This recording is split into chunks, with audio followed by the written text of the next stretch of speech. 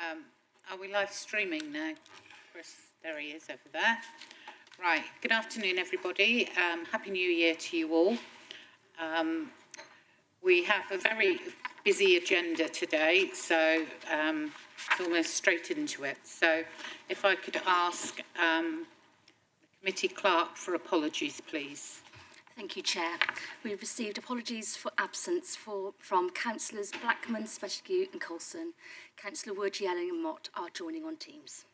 Thank you. Thank you.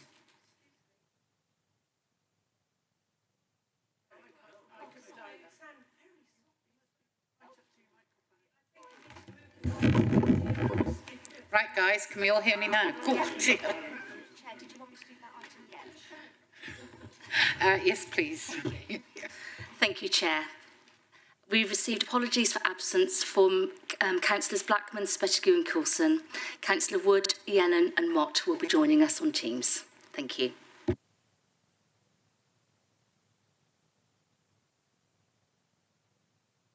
Thank you for that. I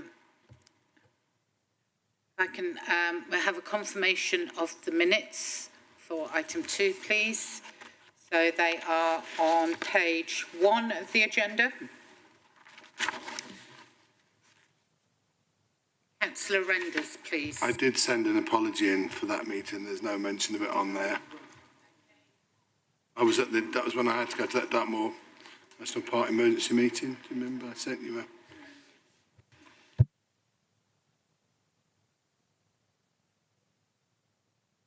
Page 1, page 2,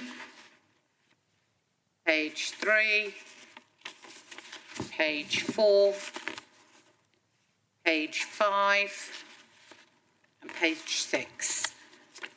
Is everybody happy that they're a true and correct record? Right, thank you very much. Get those signed off. Right, item 3, declarations of interest. Does anybody have any declarations they wish to declare at the start of the meeting? Councillor Hayworth, can you hear me?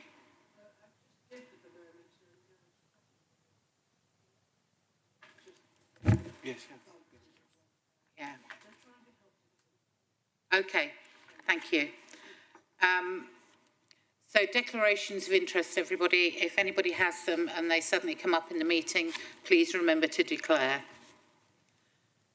There are no urgent items of business. There has been no prior requests for public forum. And this is where I'm now going to ask if we can change the agenda and if I can invite Mr. Bell to welcome him to our meeting. He's going to give us a talk on the North Devon biospheres to include water shortages, water pollution prevention and climate change. Andy, if you'd like to go. Have you got a microphone set up there? There is one. Right, if you can bring it quite near to you for people to be able to hear. I'll give it a... Can everybody hear me? Okay, that's working fine. So, thank you for inviting me. This is a delight to come down here to talk to you, councillors, about the Biosphere Reserve. You know, we've been designated since 2002 and operating as a partnership, and we've had a not very deep relationship with councillors in West Devon until Claire started taking up, Councillor Kemp, started taking up the cudgel from Hatherley, and in which case it's been sort of starting to sort of bear some fruit, which is really good. So I'll give you a quick sort of background to the designation, what it means, the area, etc., and then sort of focus on some of the projects we've been doing that deal with particularly water and climate change. So it must be one of the few districts in the country that actually has 2 UNESCO designations. You've got the World Heritage Site for the mining. Can you hear? Okay, sorry, I'm used to kind of casting around. Yeah.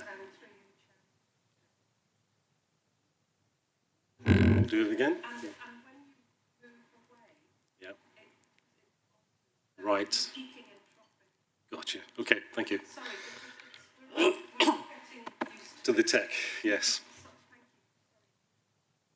Thank you, Councillor Sellis. So yes, one of the few districts in the country that has 2 UNESCO designations, so the World Heritage Site and the UNESCO Biosphere Reserve, which covers a significant part of the area. Biosphere reserves are designated by UNESCO at the request of countries, nations, and it's often sort of built up from a groundswell of need, if you like, or opinion from the local community that drives these things. And there are 7 UNESCO biosphere reserves in the UK, which includes Isle of Man, Wester Ross, Galloway in South Ayrshire. Still. Okay.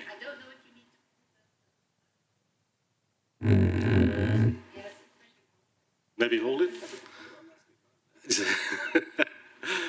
Okay, so 7 in the UK, so Wester Ross, Isle of Man, Galloway in South Ayrshire, Dyfi in Wales, Brighton and Lewis Downs, and the Isle of Wight, and then of course North Devon. And North Devon was actually the first in the country. So we actually sort of pioneered how these designations would work in the UK, and that's been since 2002. So the area that we cover is all the land that drains to the North Devon coast. So it's based on catchments as an ecosystem-based approach. So it's nothing that's just kind of fixed boundaries either. We have what we call a porous boundary, so we can actually work outside of that boundary, but most of our accounting of our impact, etc., happens inside that boundary. The way that biosphere reserves are set up, they have a core, a buffer, and a transition zone. When we were set up, the core area was, and still is, Braunton Burrows, which is the big dune system at the mouth of the Tortorage estuary. And then the buffer zone is the part of the AONB and the SSSI of the estuary around it. And then as I mentioned, the catchment, the transition zone is the whole catchment out to the north, but we also go 12 miles beyond Lundy. So half of our area is actually marine. And there are different ways of setting up the zones, and what we've learned since then, or what other countries have done as well, is actually have multiple core areas, and I'll come back to that in a little while towards the end, just to say what might be happening next.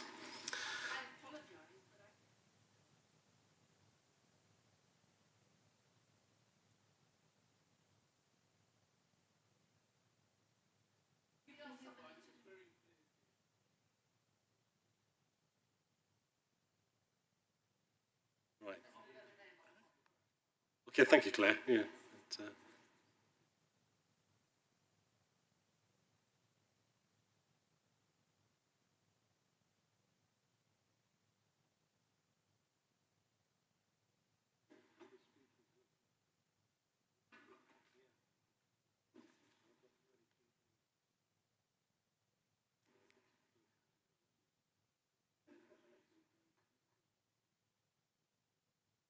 Okay, everyone, are we ready for Andy to carry on?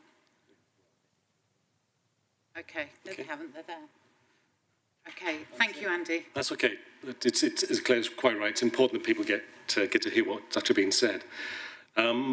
So the role of biosphere reserves is to the mantra is to create a more sustainable future by linking people and nature today. So it's about that disconnect that has been very obvious between people and the ecosystems that they live within. So this involves, a range of work which I'll come across in a second. We have a governing partnership of about 34 organisations, which includes national and local government agencies, and it includes community groups, NGOs, and some expert individuals making up those 34 people around the table. Our next partnership meeting is actually tomorrow. We meet about 3 times a year. That partnership is responsible for the overall strategy for the Biosphere Reserve. So we have a 10-year strategy, which says, what are the sort of things we're trying to aim, how we're going to meet those. And it's reasonably detailed, but what we do have underneath that partnership of 34 organisations, we have 7 working groups that split that strategy down into different topic areas. So they include nature recovery, there is the research group, there is the community engagement group, there is the catchment management group, there is the woodland and forestry group, there is the marine working group, and there is, I would it's kind of nascent at the moment, but the climate change group as well. So those groups are each sort of delivering their own work streams, but coordinated and sort of cross-communicating with each other via the partnership. So the kind of projects that we get up to within the area, so we have with the catchment group, they are focusing on water quality projects mainly, but also flooding issues as well. So just to give an idea of some of the water quality work, we've been doing a lot of work on farms to reduce the pollution coming from farms. This could be the sort of the slurry pollution, for example. So helping them with hard infrastructure as well as soil and land management to reduce those. Good examples of this are working with Devon Wildlife Trust on their Natural Solutions project. And there are other projects that we've been doing, which is kind of based on diffuse pollution, which we have been doing for the last 10 or 12 years. They were in the Loo Stream as one example, where, again, it was working with that hard infrastructure with the farmers, getting grants from the EA, passing on that grant to the farmers, and making it much easier for them to apply for that rather than some of the more cumbersome stewardship applications. That oops, was that me? Going too loud? That programme was particularly, yeah. Having a dance with the microphone. So that programme was particularly successful because it was one of the first in the country that achieved elemental status improvement in a water body. So ever since the EA has been monitoring water bodies for what was the Water Framework Directive and setting criteria for why the water bodies are failing, the work that we did was the first in the country to sort of change one of those water bodies from poor to moderate or moderate to good. And we've had that success repeated now in a couple of other water bodies around the Biosphere Reserve. Based on some work we did about 10, 12 years ago, we looked at the modelling of the how the catchments work. And that's when we recognised that there was kind of land use change that was needed to, if I like, maintain the services of the natural environment in terms of flooding and water quality. It meant that we'd have to double the amount of conservation grassland and double the amount of woodland generally, right across the whole catchment, so that projecting forward into sort of rainfall events into the future, we know that it's the rough grassland and it's the woodland that actually sort of slows down and traps that water. So we've been working with the landowners on that kind of land use change. So we've had projects called Woodlands for Water. Because other people have sort of stolen that title since, we had to, in our last iteration, we've had to call it Devon Woods. And that is focusing on the catchments that are failing for phosphate in the water quality, where we can focus the riparian planting, so planting bands of woodland next to the riverbanks, and that's actually sort of reducing the phosphates getting into the streams as well, which is showing good results. So that is funded from the Environment Agency with the Water Environment Investment Fund. And we use a little bit of match money from the landowners, but also we draw down the Forestry Commission's planting grant from the England Woodland Creation Offer to make that work. That also has impact on the flooding side as well. So I mentioned that a lot of the work we did on that modelling was about putting new natural features to try and trap that water and slow it down. And of course, there's the other sort of techniques that are used, such as leaky dams and swales, etc., cut into the floodplains to trap and hold the water temporarily before it then starts moving on. So it's about slowing the flow and reconnecting floodplains. And that's having sort of good successes throughout the area, but you've got to choose those areas quite carefully, because if you just do a scattergun approach, you're not going to have much impact. You've got to concentrate on small water bodies at a time to build up that impact up. So what we've been doing recently to try and prove and also improve the way that these outputs are actually monitored is we've done an experiment up in one of the North Devon catchments, the Umber catchment, where there's a bathing water beach at the bottom of the catchment. And there is a village at the bottom that floods. And it's a rapid response catchment. In other words, normally you only get 45 minutes before the catchment's going to flood after a rain event. And so what we did there, we were originally asked by the Environment Agency to do a study to say if we did various bits of natural solutions, natural interventions into these areas, what would be the uplift in the natural capital value? So we're actually starting to look at cash value increase, or at least monetary value increase, in the natural capital in the area that would arise from these natural features. They were then going to use that as a match in funding to match against their hard cash investment that they would need to put into the hard defences they would put in, as well as see what reduction in the hard measures they would have to do. South West Water then jumped in and said, actually, we have a problem as well, because we've got CSO, considered combined sewage overflows in that catchment, which is contributing to the bathing water failure at the beach at the bottom. And when they did the microbial source tracking, it showed that it was roughly 30% human sewage coming from the CSOs, 30% agricultural and 30% urban runoff, which you could kind of equate as misconnections and dog fouling. And so what we did was set up a partnership with the Environment Agency and South West Water, where we would try and deal with the agricultural problems, which meant it was far more cost effective then for South West Water, which could then sort of invest in their pumps and their storage mechanisms for those treatments. So I've been working for a few years in catchment, putting those solutions in, and I'm pleased to say that it's actually working. So the bathing water results went from failing 3 years ago to good in the last year. Now, we can't claim all of the benefit of that because obviously there was very sort of dry summer, which meant that there wasn't so much flows anyway, but it did show that there was actually an improvement that was at least partly attributed to the work that we did. So what we've done as well there, we've actually sort of put about 50 sensors in and around the catchment. So some of these are in-channel sensors where we're actually recording not only the water quality but the volume of flow as well. And we've got what we call antecedent soil property sensors out in the fields working with the landowners. So there we can see what the soil moisture content is and look at some of the chemical content as well.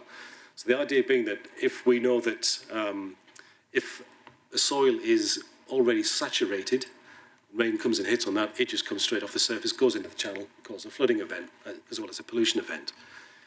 If the soil is bone dry, you know that the rain doesn't just soak in straight away, it actually sort of bounces off the surface, runs off, goes into the channels and causes another flooding event. And it's only if it's kind of moist in that kind of mid-range that you actually get some percolation going in which case you can slow things down. So by having these sensors, along with the in-channel sensors, linking to rain radar, we can then put in a predictive capacity about the response of the catchment to rainfall events and give people more than 45 minutes warning that something's going to happen. So that's an experiment that's ongoing now. It's working pretty well. But the other part of it is actually detecting pollution. So we can actually try and reduce pollution events and improve the predictions down at the bathing water beach, and also help farmers to understand that there's something about to happen on their land. Perhaps they could do something to mitigate that, so they actually won't go slurry spreading or whatever on that particular day, because it would be the bad time to do it. So we're getting all this data that can either be sort of free and open source for end users, such as the community, Environment Agency, but also there could be a commercial benefit as well there for South West Water and for the landowners, because for them it's avoiding risk, etc. So that's quite an exciting development, and we're already starting to roll that out into another catchment to see how it works everywhere else, because not every solution is kind of lift and shift and it works. You've got to do some adjustments into those new catchments. On the land management side, where we work a lot, so we're using the forestry group and some of the farming groups that we're working with. So on the forestry side, my background is forestry, so hence there's a bit of a passion into this one. We're trying to set up what we call the Woodland Enterprise Zone. So with that is, we've been trying to get woodlands back into management as well as new woodland creation to meet those water quality targets as well. So the woodlands back into management, the woodland creation will actually help with improved carbon sequestration. But what we recognise as well is that 50% of the woodland cover across the Northwest Devon patch is actually not being managed. So you could end up with literally woodlands dying on their feet because they're not being sort of cared for in terms of a disease, etc. But also there's no regeneration coming up afterwards. You're getting trees getting bigger, dying, and nothing coming up. So we did a survey using the Community Renewal Fund, which looked at over 60 woodlands across the Northwest Devon area, and just to look at what was in those woodlands, because the idea is if we can tell woodland owners what is in there, what is merchantable and marketable, then we could get those woodlands back into management. And we're also trying to make things easier to link the woodland owners, the small woodland owners, with contractors to make it much easier and give them more confidence to actually sort of deal with something that they haven't normally dealt with in the past. Because certainly what we find is farmers love farming and foresters love doing woodlands, and the two don't cross. I spent 3 years at Aberdeen University doing forestry. The agricultural college was across the other side of the road, and the only time we ever met was in the bar. There wasn't any cross-fertilisation in terms of education whatsoever. And that really is a culture that pervades right across the UK, where farmers do not really understand their woodlands and similarly foresters don't understand the farms too well, but if there was a better cross-fertilisation, then we might have better land management all told. So that's where we're trying to get to it with the Woodland Enterprise Zone, is change that culture. And if we can get more and more local processing, sort of the woodlands and their products, originally we were looking at saying, well, could we look at some of the softwood forestry, get that back working properly, then start looking at local timber frame housing and the needs for that, then there might be a good way to employ apprentices, for example, in that woodland and timber construction side, as well as the woodland management itself, and create sort of jobs that way. It looks as though that there isn't quite the volume or demand for that timber frame construction to work thoroughly right across North Devon and West Devon. And that might be better placed down towards Exeter, where there could be sort of more volume of growth to deal with that. But what we have recognised is that our region is very rich in very large diameter timbers, which there is a big demand for, but nobody really has the processing power to do that. So that's what we'll be looking at, is how to actually process those larger diameter timbers that are in a lot of these woodlands, and then help that sort of make a big economic impact.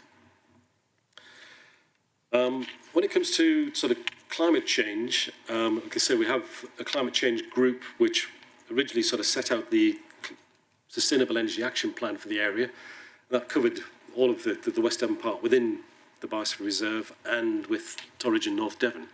And it looks at what renewable energy we should be putting into the landscape, what's the kind of volume we can look at, across different technologies, whether it was solar and wind, for example, but also looked at energy efficiency and also how to reduce emissions from transport, because transport is one of the bigger things. Now, we haven't dealt too much with the transport because really the County Council is sort of best placed to deal with that in terms of transport policies. All we can do is try and add more in terms of social media and trying to get sort of impetus behind that. But also we've got local groups that are looking at new cycleways, etc., that we support those in trying to sort of get those projects put into place. And then when it comes to the ecological emergency, we'll be the first to produce a nature recovery plan. So that is like a nature recovery strategy, a local nature recovery strategy that's being done for the county at the moment, but we did ours about 2 years ago.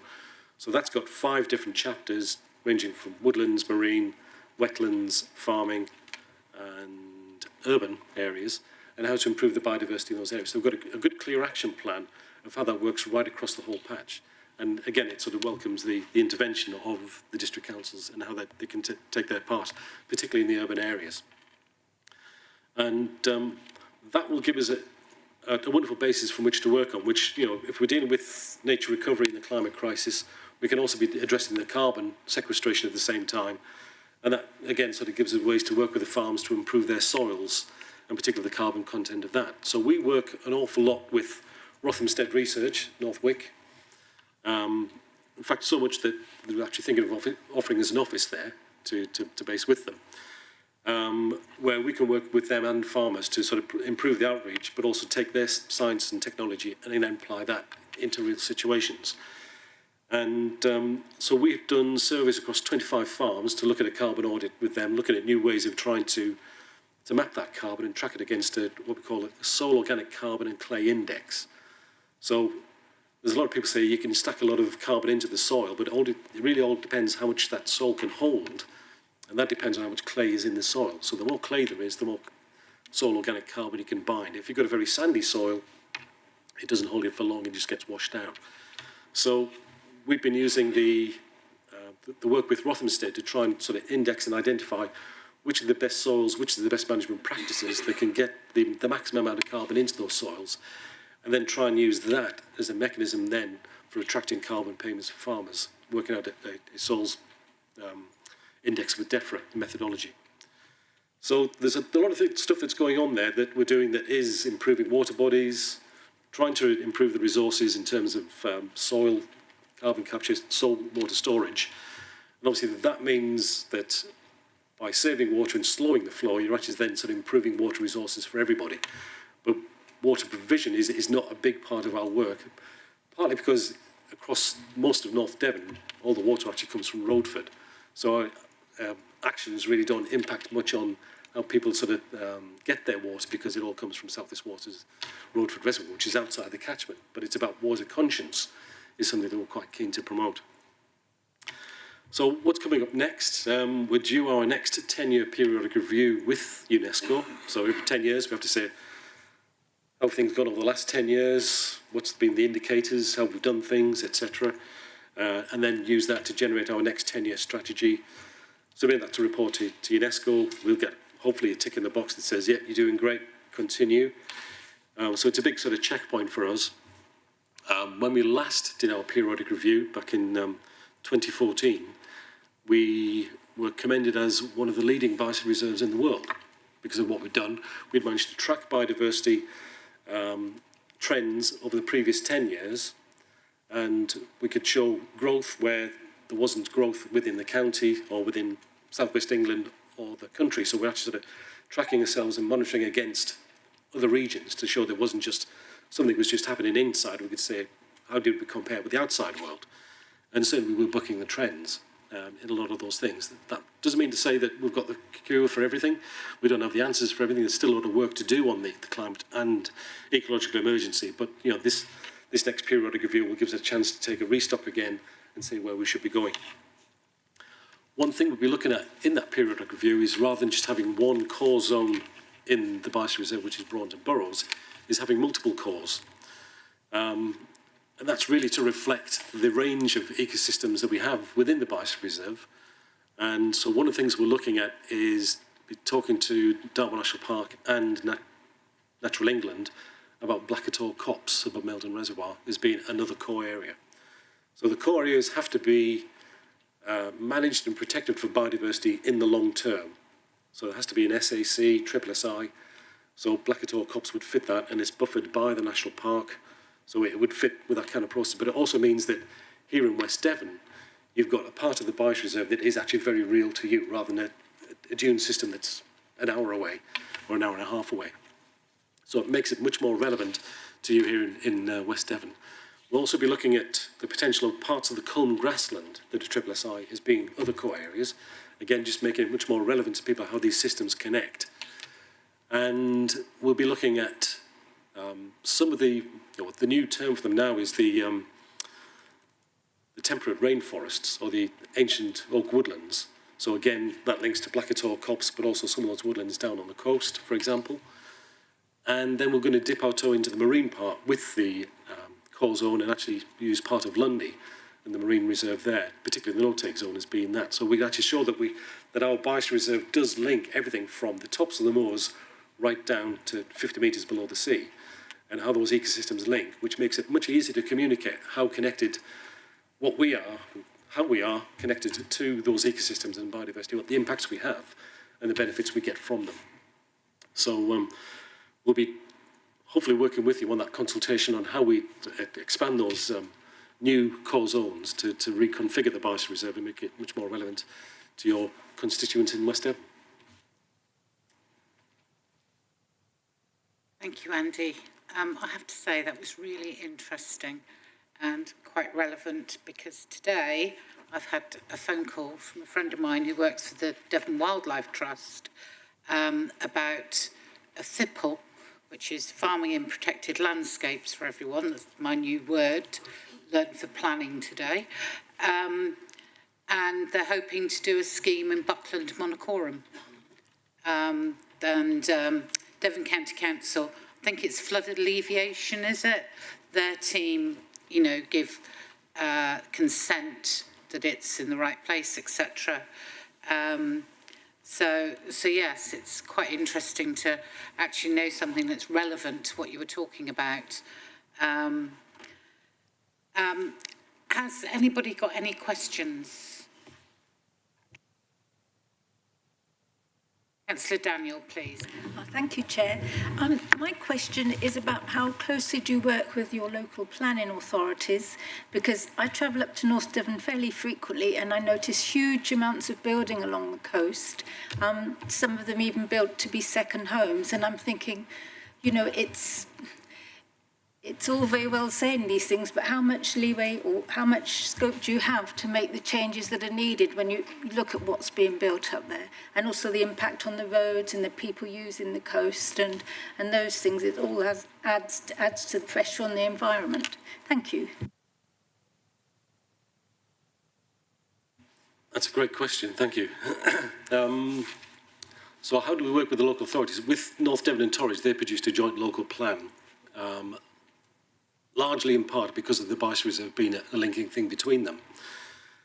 So we worked with them to make the Bice Reserve and its policies a key part of the main policies within the local plan. So we tried to set standards that were, there was the Code for Sustainable Homes at the time was being used, and then the new NPF came in, it did kind of wipe those out, but we had all those intentions built into the local plan. And as the plan went through its iterations, most of those stayed. There wasn't objections from local developers even about the standards we were trying to put in or the kind of policies we were putting in. And in that plan, we also included the concept of ecosystem services and how that should be taken into account in planning decisions. So there was a very sort of forward thinking that went into there, you know, thanks to North Devon and Torridge and how they were doing that. And so that was working well. I think it was the planning inspector that started weeding things out. So we've been having words with the planning inspector since saying, you know, you've got to be using this as an example rather than just trying to water it down. So the next review of the local plan, which they're starting to do now, again, some of those things will be built back in where we can do that.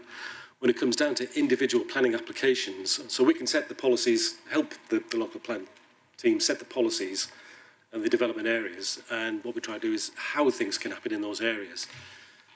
Not often can we influence the location of those areas. So you'll see some of the development has been hopefully largely in the local plan, but you get those kind of desert years when the local plan wasn't adopted, and it's almost like a free-for-all for some of the developers to get in there, and it's hard to defend those out. So we had defended quite a few of those out, but you know, we can't win on every occasion. But we do work a lot with the local authority in trying to get the policies right. So we find that better than trying to intervene at every local plan application or every development application. Is just too big a drain on our resources. The idea is to get the planning system right in the first place. What we do as well is we have we tested biodiversity net gain, or biodiversity offsetting it was, in a pilot 8 years ago with DEFRA. But that unfortunately was during the recession. There wasn't much building being done, but we've got our sort of net gain policies already set up and running, and actually doing quite a few net gain projects at the moment. And the way we're doing that is we have set up a natural capital marketplace. So landowners can come along into the marketplace. It's an online platform. They register the sort of projects they want to do in their land. And then we try and sort out how they can be funded, whether it is through our WEEF programmes or whether it's with Devon Wildlife Trust, West Country Rivers Trust, or Woodland Trust if it's a bit of sort of tree planting. And also what we look at there is what are the benefits they can get back, whether it is carbon, biodiversity net gain, water credits or whatever. So the idea is that we can actually sort of make that exchange easier. It's not all there yet. There's still a lot of development to do that, but that's the kind of mechanism we're looking at, just to make it much more transparent for a landlord to come in, get some advice on the sort of things they want to do, get onto the marketplace, help them develop the projects, and we try and monetize the benefits for them to actually make the project happen. Councillor Kimber, please.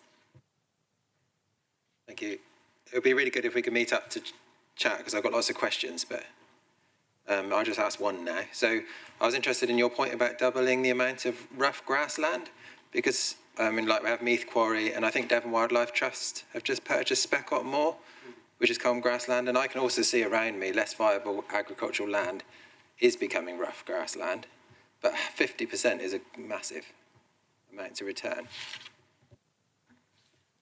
Yeah, and that's a good thing. You know, there's a lot of the area that we're working in is not of great agricultural quality. In fact, you know, it's almost like less favoured area status that we're dealing with, in which case it makes sense economically even for the farmer to actually try and sort of get the benefits of rough grassland, because that puts more carbon into the soil as well as being a rough surface for the water to cross. So certainly we keep on supporting that. And one of the things we're looking at through a programme we're trying to do is a natural capital investment fund. And this is using private investment to blend with DEFRA payments to try and convert farming into different or better ways, and just to help the farmers make that transition. That's something we'll be doing with an ELMS test and trials that we're due to start with DEFRA, which is looking at 4 landscape areas, so the Heartland Coast, the Upper Torridge, the Middle Torridge, which includes part of the West Devon area, and Tor Valley and Whistling Pound Reservoir. So in each of those areas, we've got farms that we've done a lot of work and studies with, and now we're trying to see, well, okay, what are the rules that we need to apply to attract both public investment and private investment to actually enable some of these things to happen, to make those changes. So, and obviously there's the rewilding agenda or wilder land agenda, which comes in there, but, you know, at the end of the day, it has to be viable for the landowner. Otherwise, what would they do it?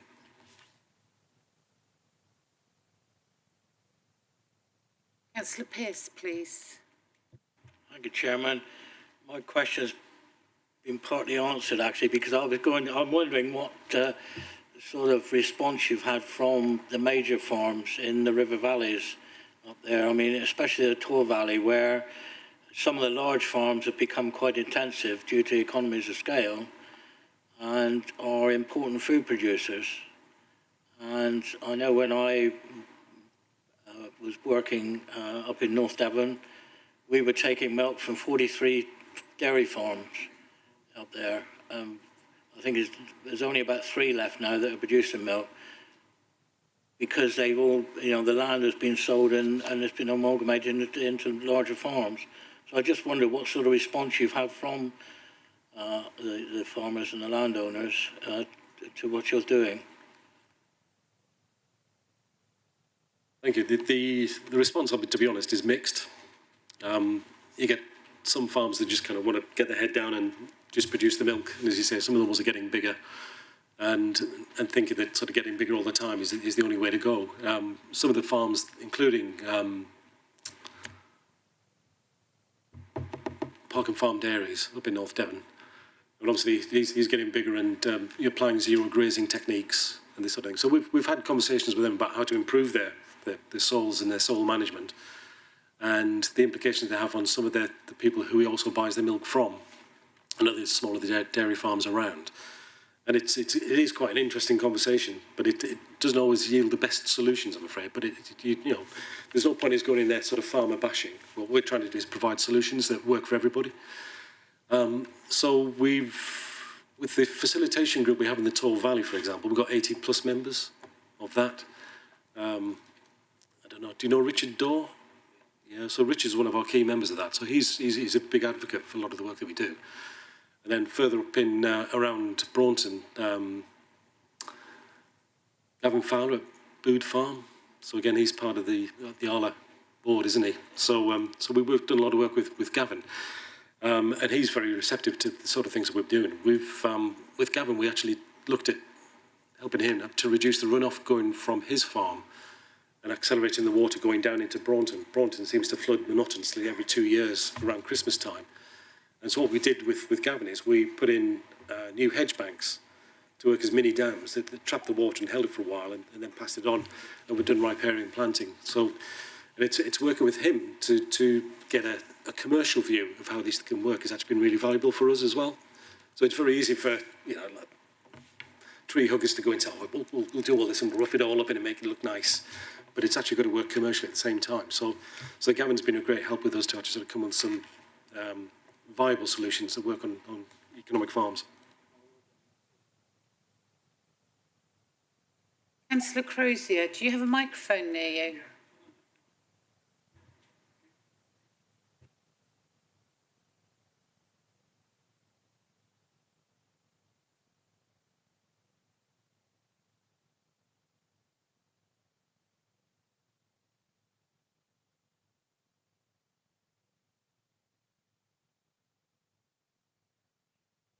No, it isn't all right. No, you're quite right to raise the question. And you know, we work with South West Water, but we also work with them as a critical friend. So we don't hold back on saying, you know, things need to be improved. And again, it's not farmer bashing, it's not water company bashing, but you know, trying to make sure that we do actually find those solutions. So like we did in the Humber Valley up in North Devon on Coombe Martin, it's working with the different ways to reduce their problems, again using the tech to help that and also reduce the runoff, because again it's about volumes of water which really exacerbate those CSOs and trying to reduce those events happening. Thank you. I can't see anyone else's hand up, but I'm wondering if Councillor Lucy Ward, if you would like to say anything as our climate change specialist. Hello. Thank you, Councillor Ewings.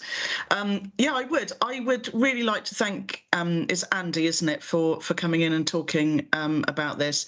And what I really particularly liked was the fact that you are now getting to the point where you are really connecting everything, and it's sort of becoming much more of a connected system, as you were saying, like right from the top of the moors to the bottom of the sea and everything in between. So that's what I think is really interesting. Also, just to sort of highlight to everyone how long that has taken. That has taken a long time and a lot of effort by a lot of different groups of experts, and also a lot of dedication as well, I think, from all of those experts to really kind of get this right. So sounds amazing. Can't wait to hear more about it. Particularly interested in the connections that you're making and the way that you're working with outside partners. So yeah, really brilliant. Thanks ever so much for coming and talking to us about it. Really reassuring. Wish we could do it here. Thank you, Councillor Ward. Would. Councillor Kemp, then Councillor Hayworth, please. Thank you, Chairman. I was going to actually ask something that Councillor Wood has touched upon, and that is, how much do you see the work that you are doing as being appropriate within the West Devon area? You were saying that not everything is movable. How much, I realise that there is going to be a watercourse that overlaps.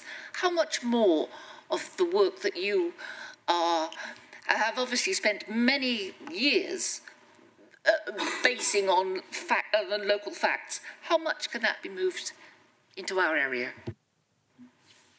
I was just about to address that with Councillor Wood's comments as well, is that we already are doing an awful lot in this area and have done for the last 20 years. So I get to mention some of those catchments that are deep within the West Devon area, that you know, the Lou catchment, is the Woolly Brook as well, and the Ockment. So we've been doing a lot of work in this area, again, with sort of Devon Wildlife Trust, West Country Rivers Trust and ourselves. It's the partnership that brings all those together. And of course, there's the Upper Tor catchment as well, which is within your patch. So there's been an awful lot within there. And likewise with the forestry side of things, again, the woodland recovery work that we've been doing has been based in the area. Going back to what I said right at the beginning was, we've got the definition of the Biosphere Reserve is that catchment area. However, we do work outside.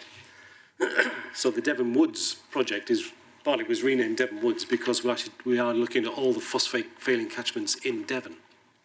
So there's not too many more on the West Devon side, funny enough, but you know, there's a lot more down in East Devon that are higher priority failing ones. But the idea of biosphere reserves is to learn lessons, demonstrate how it can work, and then get those lessons out and apply them elsewhere. So the fact that we actually sort of have that porous boundary where we can actually sort of come into further into West Devon and apply those is, you know, is good for you guys, and you know, it just means we're having that sort of bigger impact as well. What we don't want to do is tread on people's toes, because you know, you've got the Tamar Valley AONB and the National Park. So we work hand in glove with the National Park. You know, Kevin Bishop and I sort of meet every now and then and sort of what we're going to do, as well as other members of the National Park team, where we have that overlap. And obviously, like I say, the last thing we want to do is run into the Tamar Valley and say, hey, we're here with this solution, try this, when, you know, it's, you know, they've got a job to do there as well. So again, it's about sharing the solutions, actually working in partnership with them. So again, we can build those strategic partnerships and sort of roll those lessons out. People can either sort of learn from what we do or invite us in to do that. But we don't want to go in and sort of trampling over everything.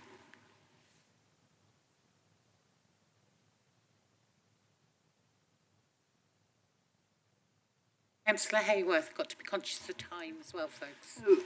I just wanted to say thank you. It's been fascinating, and I'd like you, if possible, Chairman, to be booked back in on a regular basis to tell us what you're up to. Thank you. Councillor Sellis, please. Thank you very much. I was just wondering if perhaps some of us might like to go up and have a look round, because I haven't looked. I am a member of I'm on the executive of the Cornish and West Devon Heritage, plus the Tamar Valley AONMB. But I think it would be quite interesting for members to see what you do sometime. So just a suggestion. Thank you, Chairman. Councillor Kemp, and then we're going to wrap this up. Thank you. I've got a couple of questions, though. Thank you, Chairman. It's a quick one. So many things have been happening over the last 4 or 5 years in the UK. How much has that changed the direction that you've been able to go in? And I'm not mentioning anything in particular, but there's been a lot of them. Yeah, that's a good one, Claire. Thank you.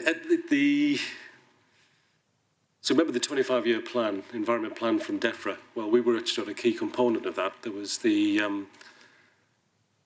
25-year plan was backed up by 4 pioneer projects. We actually ran 2 of those 4 pioneer projects. So it was the landscape scale work on natural capital plus marine natural capital. And what we wanted to see there was what was the interaction between the two. The marine people in DEFRA said, we don't want to get swamped out by all the land stuff. Let's focus on the marine stuff and sort of keep it separate. But what we managed to do is actually demonstrate that link and how natural capital works flowing between those. And, the natural capital plan was, the 25-year plan was there to try and look at the reality that it's going to take private investment as well as public investment to try and sort of change the way we do things as a nation. And so that's where we look at it. We did our natural capital strategy on the back of the Pioneer and demonstrated, the things that we wanted to focus on were carbon sequestration, flooding, and water management. And the other one was again, added benefits from nature tourism. And so that's where those strategies really focus on, particularly on the land, and on the marine part, it's blue carbon, fisheries, and ecosystem services from the seas. So that's then sort of set us on a course for our application to the Community Renewal Fund, which we started 12 months ago, on a very tight timescale. And that was 1.6 million that we invested into different demonstration programs for that natural capital investment fund I mentioned earlier. So the idea we want to do there is ultimately attract 50 million as a private investment fund that we then manage to invest into land and sea to get things working. So one of the ideas on that one is doesn't really affect West Devon too much because it's a marine part, but it's say the aquaculture concept. So actually growing seaweed, and depending on the type of seaweed you produce, the volumes you can get means you can use it for animal feeds, pharmaceuticals, cooking ingredients, other things as well, making sort of biofilm plastics to replace plastics. And the calculation from that suggests is if we did 25 square kilometres of aquaculture in the bay, that would be about 516 jobs within the area. So we're looking at those kind of approaches to trying to change towards a much greener economy. And of course, along with that natural capital work as well, is looking at the skills that we need from students in the area. So working with the further education colleges in particular, looking at the kind of apprenticeships we need to develop so we have those skills ready for that kind of new economy coming this way. Thank you, Andy. One of my quick questions was, where can we find your strategy? And the other one is, have you started working with our joint local plan with Plymouth City Council, South Hams District Council and West Devon Borough Council? We already have a plan. It was ratified and came into place in 2019. We are constantly updating it, and I'm going to ask Councillor Mott, as she's there, and she's our lead on that. Do you know if there is any work being done together? Thank you, Chair. I'm not aware of any collaboration between us and the North Devon Biosphere, but I'm sure that we would be interested in getting some information from them. Yeah. Thank you, Councillor Mott. Yeah, Councillor Mott's right. We had some early discussions with the planning team very early in the days, about 4 or 5 years ago, I think would be, as I remember it. And said this is the sort of thing we're doing. Do you want to get involved or sort of try some of this extended into the area? And there was a willing, receptive sort of feedback from that. But I'd say that everything else just kind of swamps in, doesn't it? But it would be nice to try and build those links in again, as Councillor Mott suggests. Certainly, we'd be happy to lend our expertise and how we can do that. And where to find our strategy is on our website, which is northdevonbiosphere.org.uk. And you see a lot of our programmes and activities on there as well, if you want to follow up with anything I've talked about today. Thank you very much indeed for coming in to see us. It's been really informative, and hopefully we will be able to see you again and hear of more work, but also to learn that you're starting to work with our teams of officers here to be able to take things forward.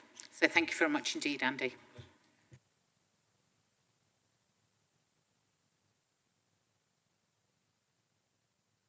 Right, I think I need to give a bit of an apology because I understand some of you still are not hearing very well over there. I don't know whether, is it the sound of the air conditioning as well that's dulling?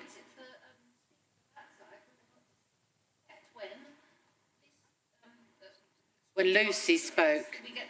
Yeah, and Caroline was really clear as well.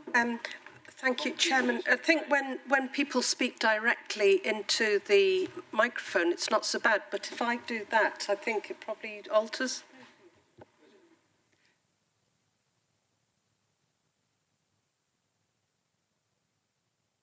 Right, okay. Right. We might be able to sort out the loop bit. Chairman, we can't sort out the loop bit because Mark Vine is the person who understands how the loop works. I've emailed Mike Ward, Head of IT, and Mark Vine and said this all needs sorting out before we have the next committee meeting. So apologies, Councillor Moody.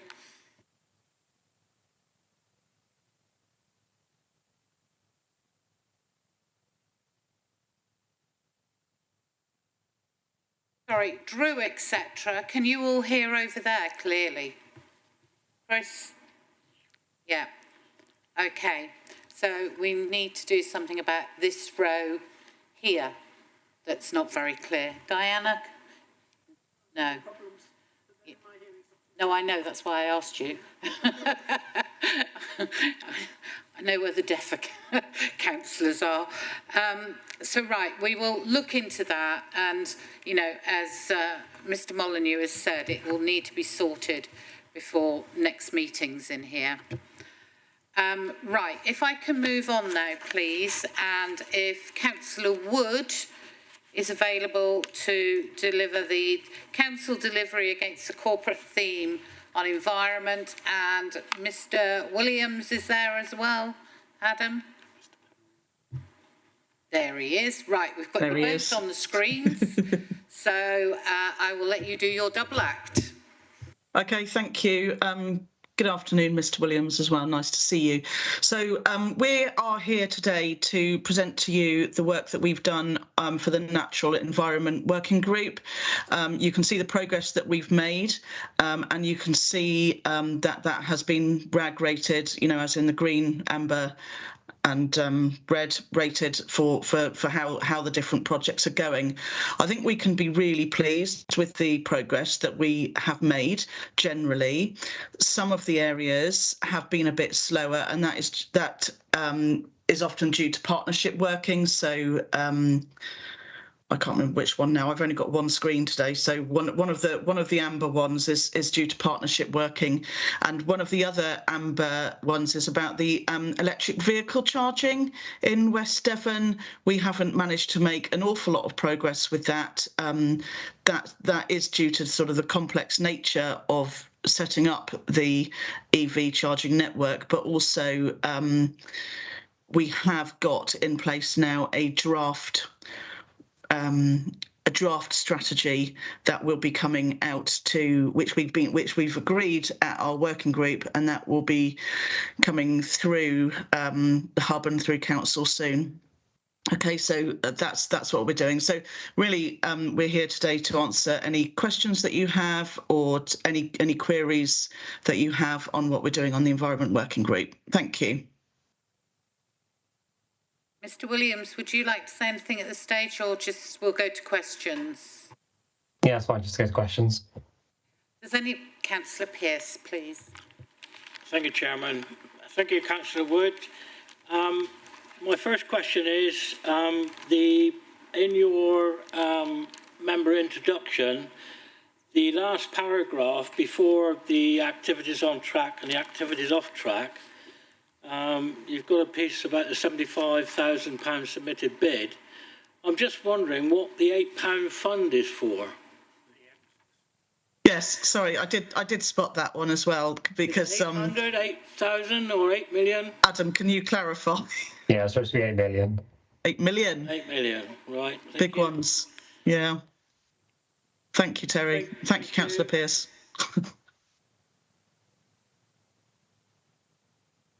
I have concerns, great concerns, as a number of our residents do, about the way that the electric charging points, EV charging points, have been handled.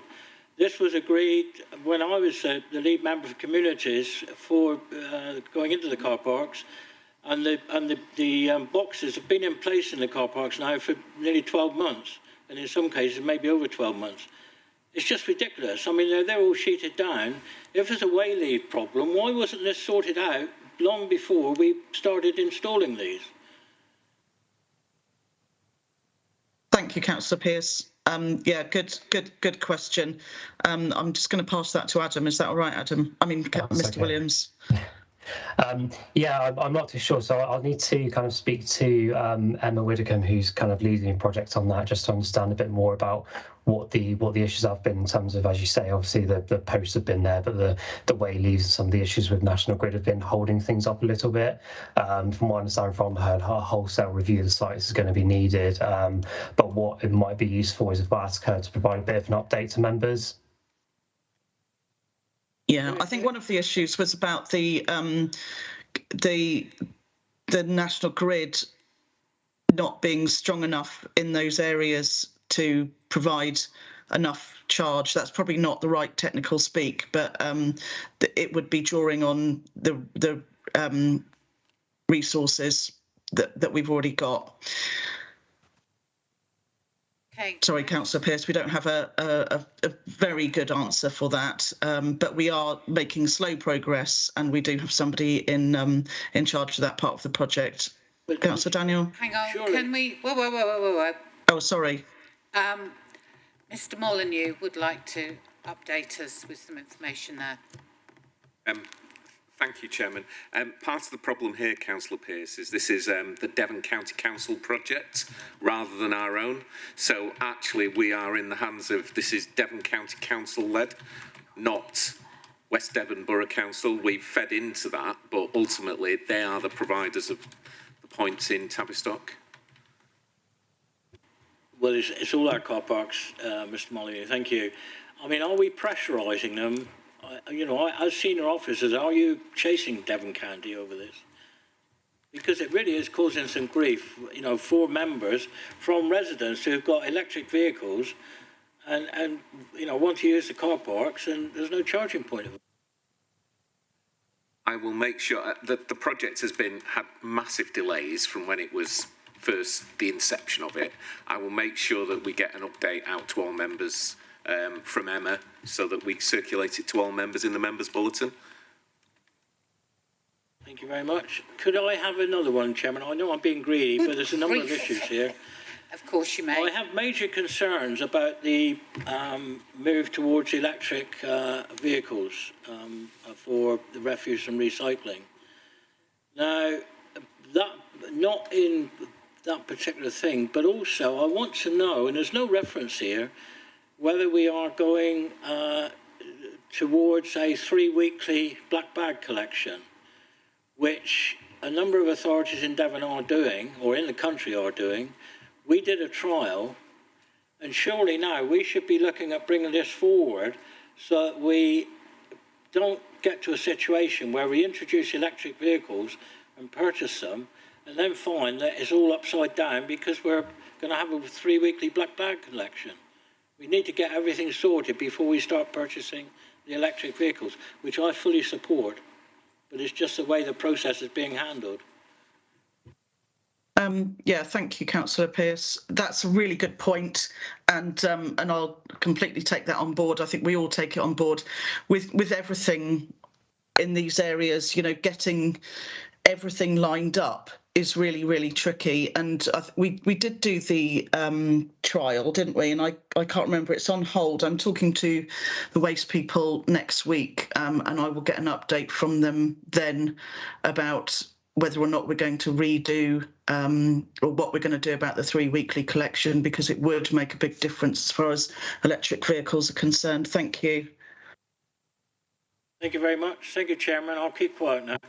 Thank you. Okay, sorry, also... Can I just bring in Mr Molyneux again about the electric vehicles? Thank you, Chair. So in terms of electric replacement vehicles for bin lorries, whilst the technology is out there in terms of the mileage and the ability to do the rounds in the rural areas that we've got, it's currently not practical. Also, the cost of the vehicles is approximately 2.5 to 3 times the cost, and the lifespan is shorter. So it's a combination of cost, the actual ability for them to do what we need them to do, and the fact that the lifespan is shorter. So I think as technology improves, then that will come back. In terms of the 3 weekly collection, I can give you a bit of an update. So we did the trial. Unfortunately, the trial coincided with COVID and didn't give us any results, positive or negative. I think at the minute we're waiting for DEFRA to release the government are doing consultations around the Environment Act and the obligations that places on councils to increase recycling, some innovations in terms of recycling schemes, and I think we're waiting. My advice would be to wait until the government publishes its clear strategy from at the minute what is sort of long-term ambitions into reality, and I think that will determine how quickly we look at the 3 weekly collections again. And DEFRA are suggesting that they are going to start releasing the government's intentions from the end of this month. So we should see, I think, by the summer, what the overall plan is for the government and how they will help local authorities achieve the aims to increase recycling and reduce the residual waste. Thank you, Mr Muller. Councillor Wood, did you want to come back again?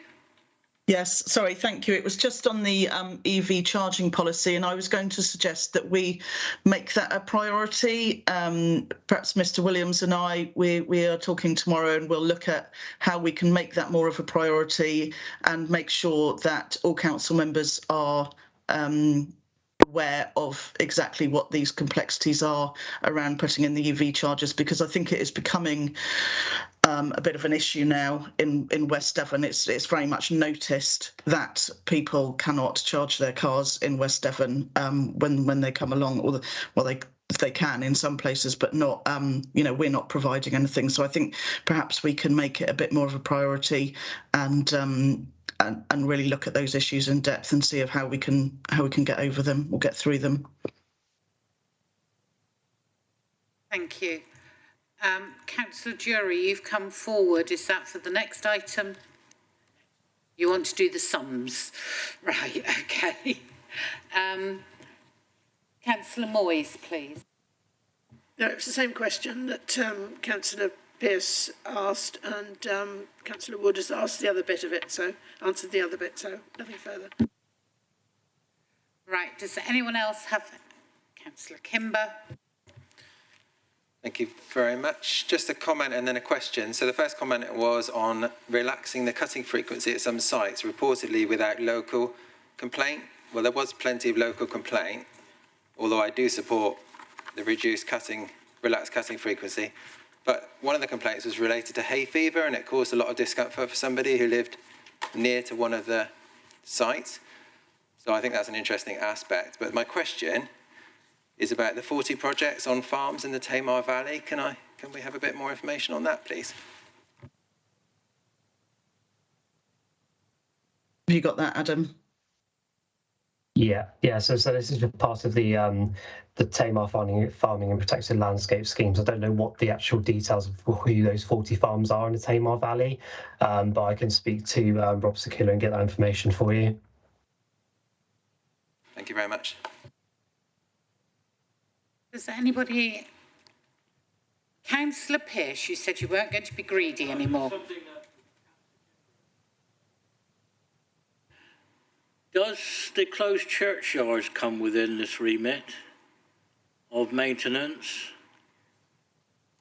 So as far as I know, closed churchyards are often in the jurisdiction of either the church or the parish councils, and they do the maintenance there. No. No? No, they are closed churchyards.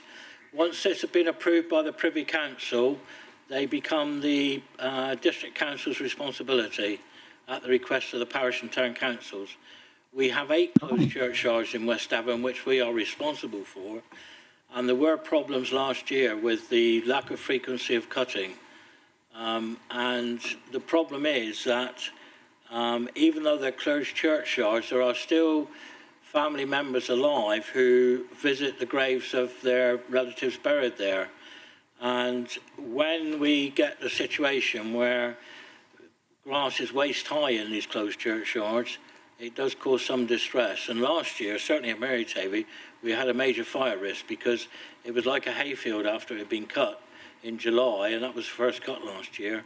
And the Privy Council may not be very happy if there was a complaint went to them that we are not maintaining the closed churchyards as they should be under their jurisdiction. Okay, thank you. Okay, they're really valid points to take back. I think there's a real balance to be made, though, isn't there, around the sort of major concerns that we have for the environment, and these churchyards are actually really valuable places for biodiversity.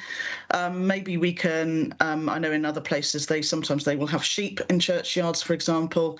That seems like a good solution to me, but also, you know, I imagine that a lot of people would complain about it. Personally, I'd quite like it. Have a sheep trampling around, but I know a lot of people won't like it, you know, particularly from the sort of our elder community who have sort of maybe different ideas. So yeah, I think there is a real balance to be made, isn't there, between health and safety, between the biodiversity targets that we have, and the fact that actually these churchyards are still places of grief where people need to be peacefully and everything. So thank you. Don't know what the answer to that is, but yeah. Councillor Kimber, please. Thank you. Just another quick one. I see we're mapping ecosystems and species. Is that in collaboration with the Devon Biodiversity Record Centre? Good question. Do you know? Yeah, I'll have to again ask Rob Sekula about that, I'm afraid. I suspect that is included, but yeah, I'll find out and get back to you. Councillor Kimber, can you tell me a bit more about that question? Why you've asked it? Yeah, I know there's been biodiversity audits done by Devon Wildlife Trust around Hatherley to do with conservation communities, and all the records were fed back to the Devon Biodiversity Records Centre. So I'm assuming all the information is going to the same place, but I'd like to know. Okay, I would hope so. Sorry, I mean, the Devon Wildlife Trust have been involved in that process, so if they've had the information, I'm sure that's been fed in, but I'll double check for you. Okay, thank you very much, Mr. Williams and Councillor Wood, for taking questions. We just need to note the progress of your report. And we will say that we note about the EV charging points, the closed churchyards, and the points that have been raised that I'm sure the clerk has already taken down. So thank you both very much for that. Thank you. Right, moving on. I think we're on to the highlight of the afternoon now. Item 8, the draft budget for 23-24. If the officers would like to come forward that are for that, is that just you, Mrs. Buckle? Somebody's not coming forward, is she? There she comes. Come along, Mrs. Henstock, you can't be left out.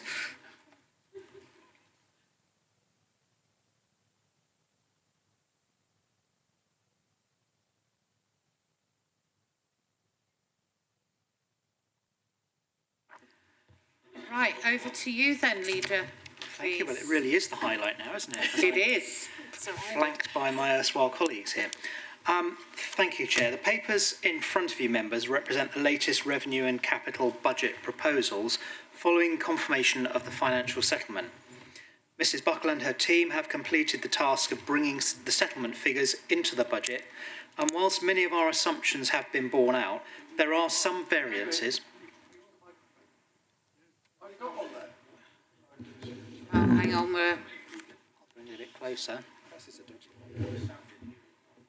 How's that, yeah, everybody? I do agree. Right. Members, would you like? Excuse me a moment. I wonder if you were to speak from there, it seems I can hear you okay, but it does seem to struggle there. I was going to say, there's spaces along the front there, if you would like to move forward, members, to maybe able to hear better over there. So, Councillor Kemp, Hayworth and Sellis, if you want to move down to that end of the room, you may be able to hear. You're hearing now. Right. Would it be better if I try this one? Is that better? Okay, I feel like I'm just about to break into song now. Don't go there. At the end of the meeting. Right, members, could we settle and let Councillor Jury finish, please? Okay, I'll start again, Chair. The papers in front of you represent the latest revenue and capital budget proposals following the confirmation of the financial settlement. Mrs. Buckle and her team have completed the task of bringing the settlement figures into the budget, and whilst many of our assumptions have been borne out, there are some variances from previous iterations of the report which are described and set out at section 1.9. In summary, the report sets out our proposals for the Council to set a balanced budget in 2023-24. Members will also note, and this is a critical point when we come to discuss some of the recommendations, forecast budget deficits in the medium-term financial strategy of $234,000 in 2024-25 and $480,000 in 2025-26. The views of the Overview and Scrutiny Committee are sought, in particular, on the following aspects of the proposals. 1. An increase in Band D council tax of £7.37 per year. That's equivalent to 2.99%. 2. The financial pressures which are set out in Appendix A of £1.9 million. 3. Net contributions from earmarked reserves of £45,000, including £150,000 from the Business Rates Retention Reserve. 4. The use of £150,000 of New Homes bonus funding. 5. The savings of £1.1 million set out in Appendix A. 6. Increasing the garden waste subscription charge to £49 per annum, as set out in Appendix F. 7. The proposed capital programme of £910,000 and the sources of funding of that programme. And 8. That levels set for unearmarked reserves being a minimum of £900,000 as set out in the medium-term financial strategy, but with an operating level of a minimum of £1.25 million. However, we'll also be happy to answer any other questions members might have about the budget at this stage. Members, your views will be noted and appreciated.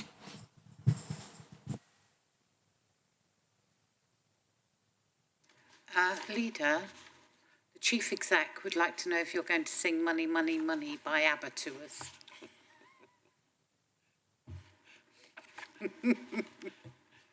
Oh, he's picked his microphone up. I'm just thinking of the right way to respond, and I'm not sure I can do the harmonies of ABBA, which are actually quite complex. But yeah, we might all have to join together. Yeah. I think probably we'll give that a miss and give your ears a rest, but thank you. Councillor Renders, were you going to say something?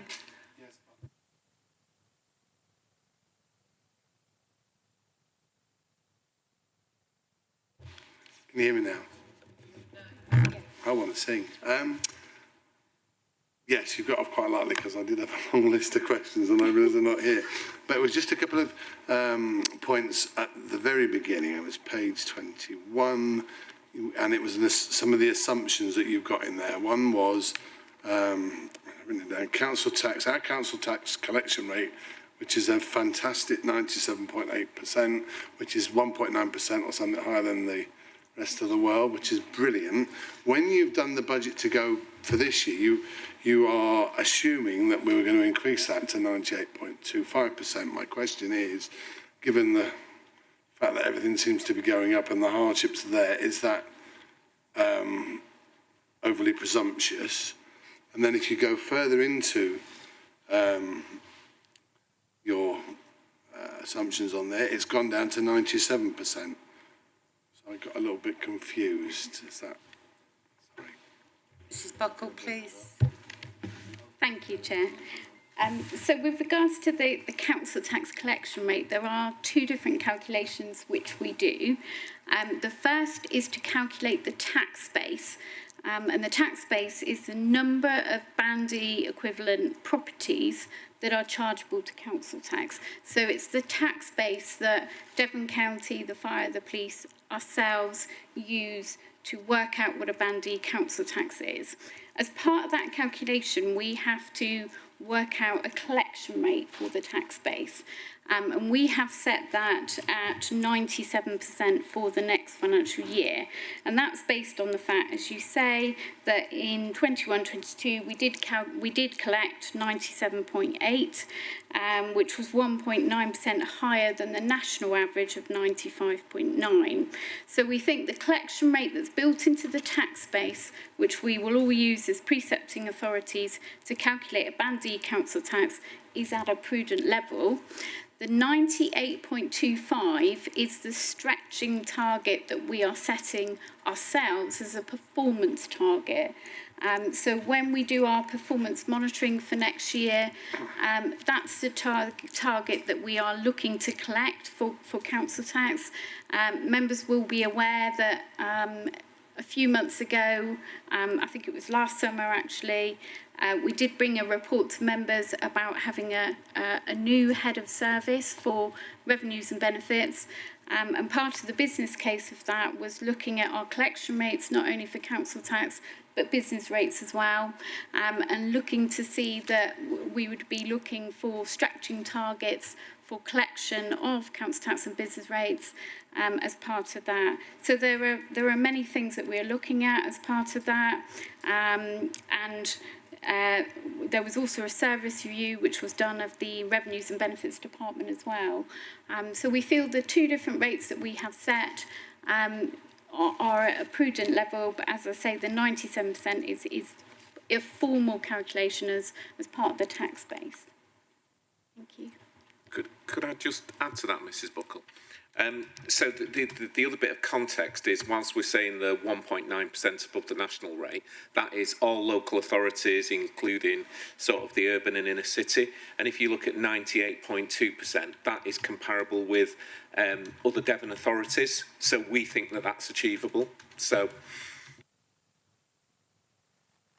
Thank you. Do you have another question, Councillor Renders? Okay. Are there any other questions? Councillor Moy?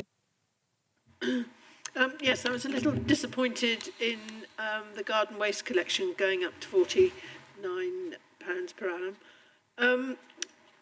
I know it's difficult, but if you live in Tavistock or Oakhampton and you have a lot of waste, perhaps that's fair enough. But in the countryside, people have small gardens as well, and it just seems quite a big charge. I think it's very clear, Councillor, from the work that we've done that the charge at the moment of £40 will not be covering the costs of providing that service.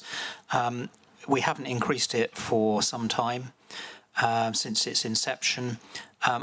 My belief is that that it's not a statutory service, it's an optional service, people can opt in, and I think we should be recovering cost on that and therefore not asking those council taxpayers who don't use the service to subsidise something that others choose to use. So that, I think, is the justification for that increase. It is also very comparable with other similar services around the region. Okay, thank you. I think we have a question from Councillor Wood. Thank you, Councillor Jory and Mrs. Buckle for that. And just a question following on from Councillor Moyes' question. Really, it's a big increase. I understand that it hasn't gone up since 2017, and I wonder if we've thought about how that increase might negatively or have a bigger impact on our more on our sort of poorer communities. I wondered if we've sort of had a look at the consequences of raising that. I'm sure you have, Mrs. Buckle, so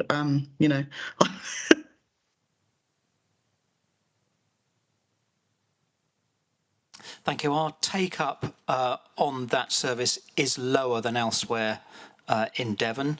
That, in part, we believe, is because of the circumstances around the timing that we launched the original service. So there is scope, we think, for taking it up. In terms of the use by the less well-off sectors of our community, I really come back to my previous answer. I think generally speaking, and this is a generalisation, those people with the lower incomes are probably going to be living in smaller houses with smaller gardens, maybe not a garden at all. I think it would be wrong to ask them to subsidise a service which is a matter of choice and which people with larger gardens and larger houses are almost certainly using. So I don't think there's been any specific work done on the effect, but it is a question of choice that people can choose to use or not. Thank you. Is it okay if I ask a further on that one? So I guess the thing is that people with smaller gardens might not have the space to compost their own garden waste. They might have a small garden, but they might still produce garden waste and might not have quite so much space as others with larger gardens to have that composting facility. It's just a thought, to put into people's heads. But I do appreciate what you're saying, Councillor Jory. Thank you very much. I've got Councillor Pearce. Is it about garden waste? Right, go on then, please, Councillor Pearce. I'm coming at a different angle from the other members that have spoken, Chairman. I just wonder whether the £49 has been foisted on us because of what South Hams have done. And I just wonder, I mean, when you look at the table, we are the cheapest, and yet we got the lowest uptake, which to me is madness. And I have to agree with the leader that this is partly down to the way the launch was conducted in the beginning, and also the way that our payment system was set up.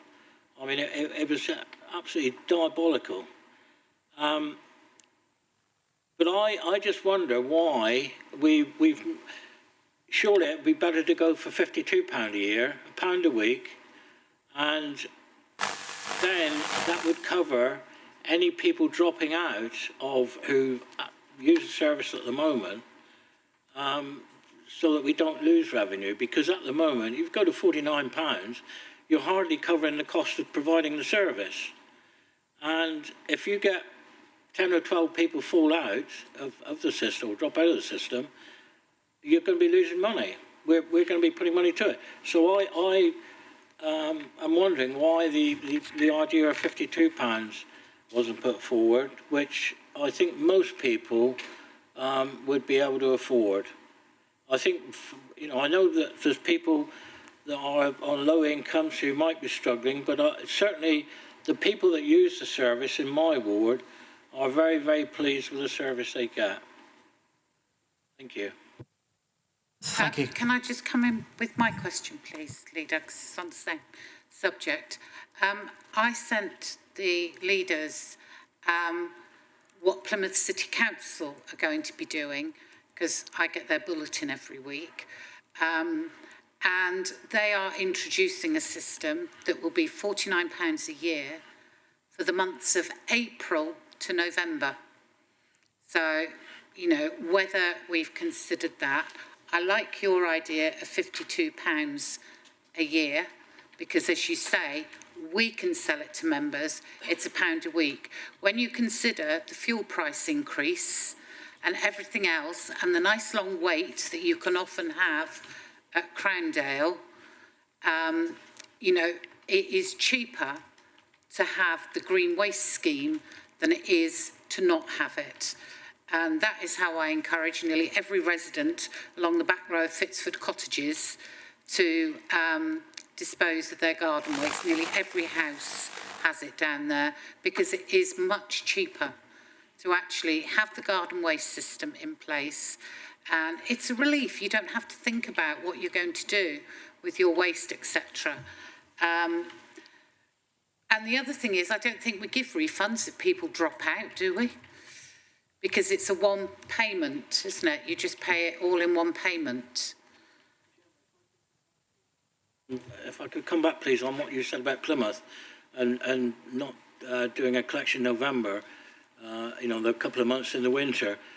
If we get a very mild autumn like we've had this year, and the leaf drop is much later than normal, I know from my own ward members the garden service is well used right up until Christmas, because the amount of leaf fall there was so late.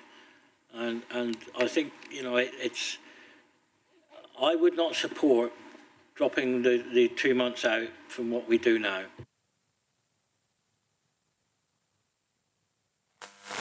Well, you're going to be answering lots of questions, and my question is, and remind me of, given the low uptake that we've got currently, what are the plans to increase the take-up? Are we going to have a big publicity thing?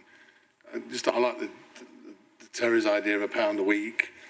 I'm just trying to think of ways and means if we can increase the take-up. So my question is, if you've already got those plans, what are they, please? Thank you. Mark, I didn't hear a word of that.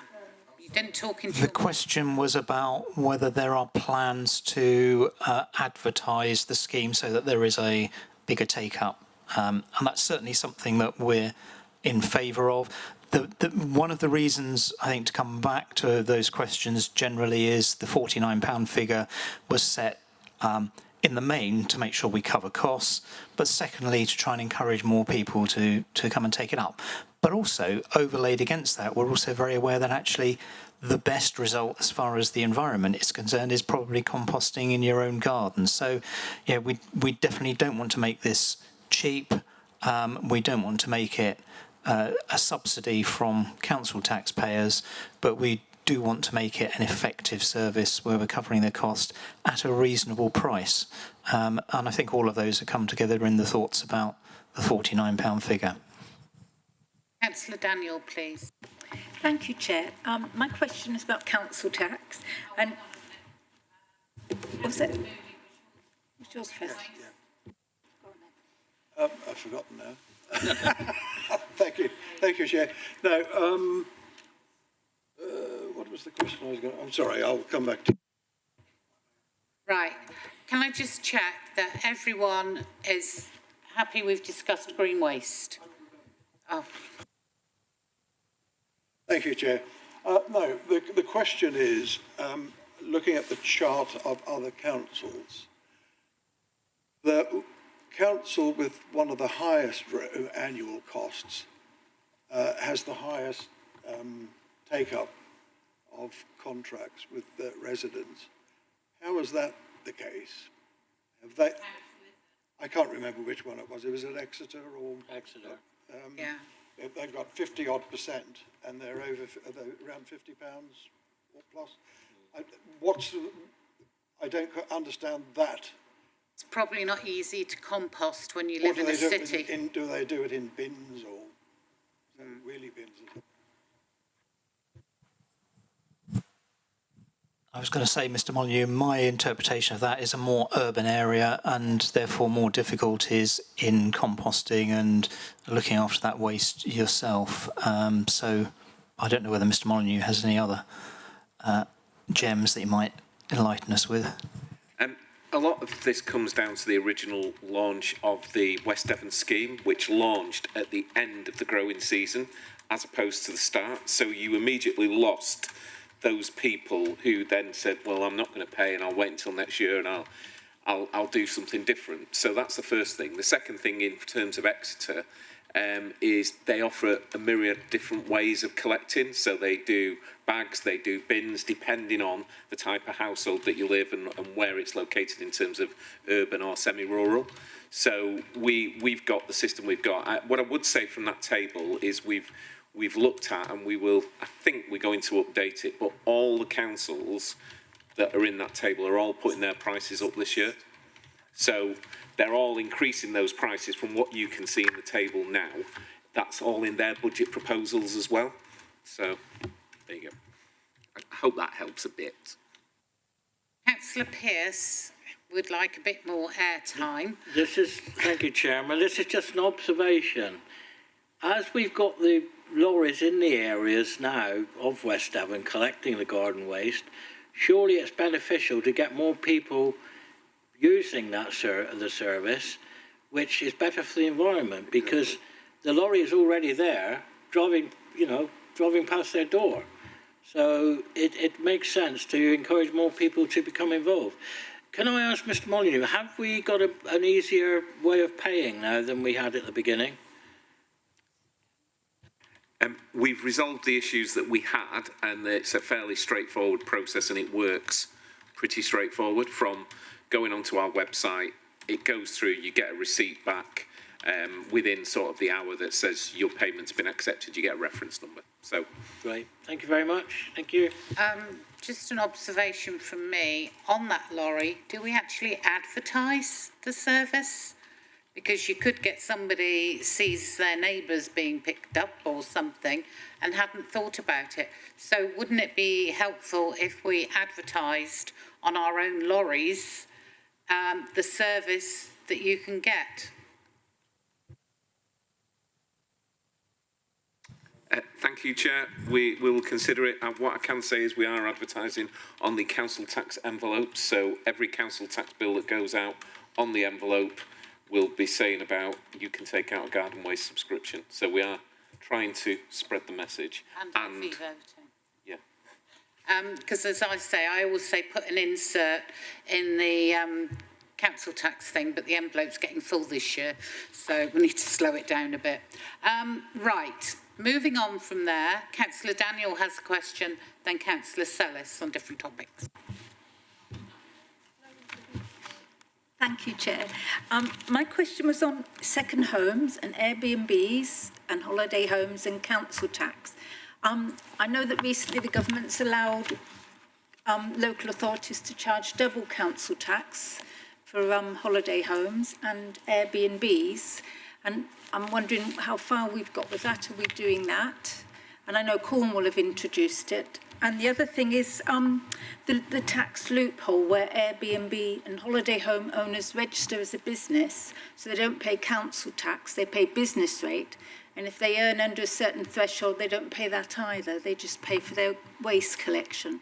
And I'm wondering whether anything's been done about that loophole as it removes homes from the area. Thanks.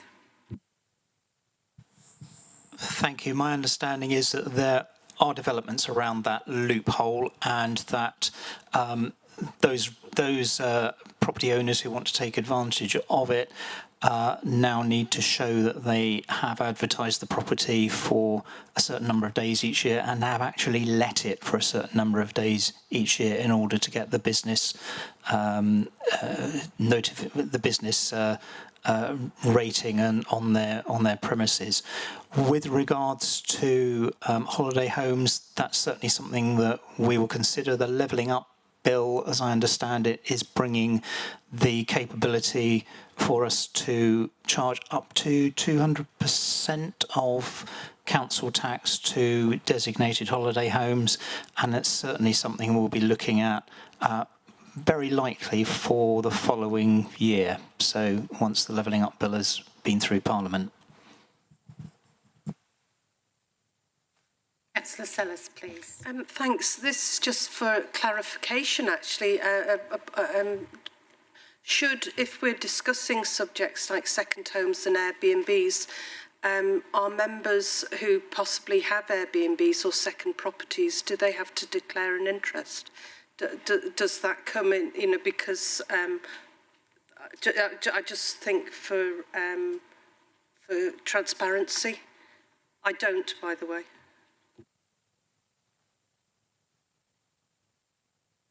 We're not making any decisions or anything, so... Okay, I just thought we had to be careful, that's all, Yeah, It's a good point. thank you, and that's a very well raised point, thank you.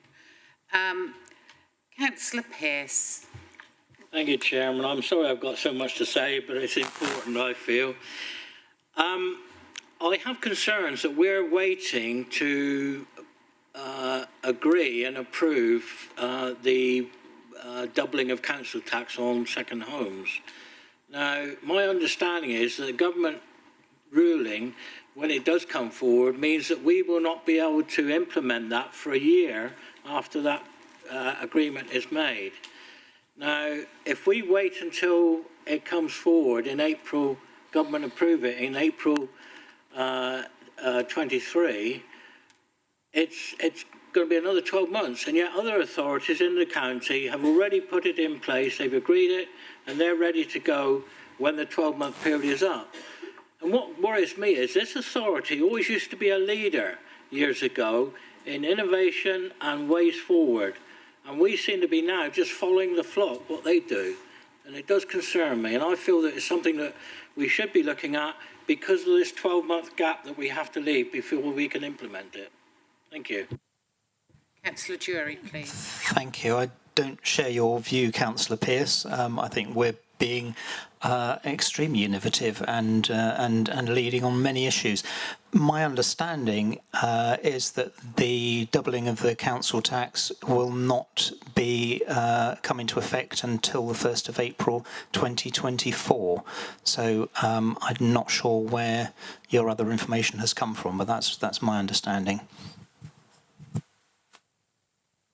Well, it was in a government circular that went out last week, and I can't remember where it came from, but it's certainly that there's a 12-month period, and they are looking at central government. I understand are looking at approving it in April, May of this year.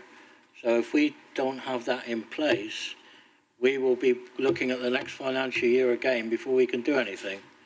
That's my understanding, anyway. I think Mrs. Buckle. Oh, sorry. You still want to carry on? I was just going to say again, this proposal will be included in our budget report that's coming before the council.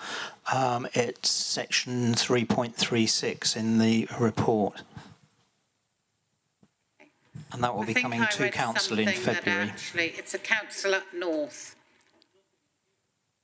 Mrs. Buckle, please. Thank you, Chairman.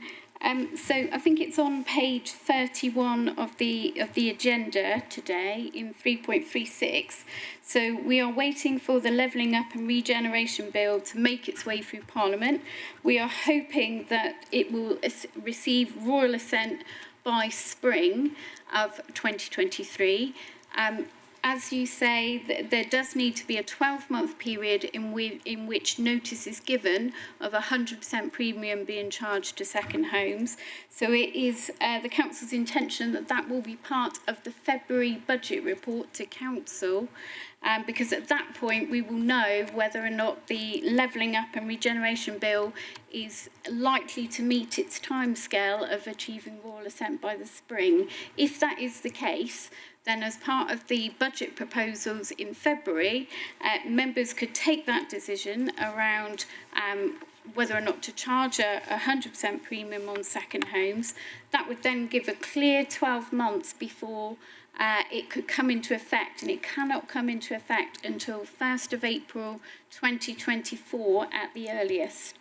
But what may happen is that if that legislative timetable gets delayed for any reason, we may not be able to implement that those proposals until 1st of April 2025. Now, we are lobbying the government about how important it is that there isn't a delay in that legislative timetable, particularly for councils, because if that timescale were to be missed by the readings and it going through Parliament, it does mean for a whole financial year, councils then do not have that income from charging that 100% premium on second homes. And in the appendices, we have modelled what the impact of that could be. So on page 40, if the council were to take that decision, the likely additional council tax income from that would be about £145,000. But as I say, that is something that would need to be part of a future budget setting process, and we're hopeful that that could be part of the report to council in February. But it does depend on how quick it goes through Parliament. Thank you.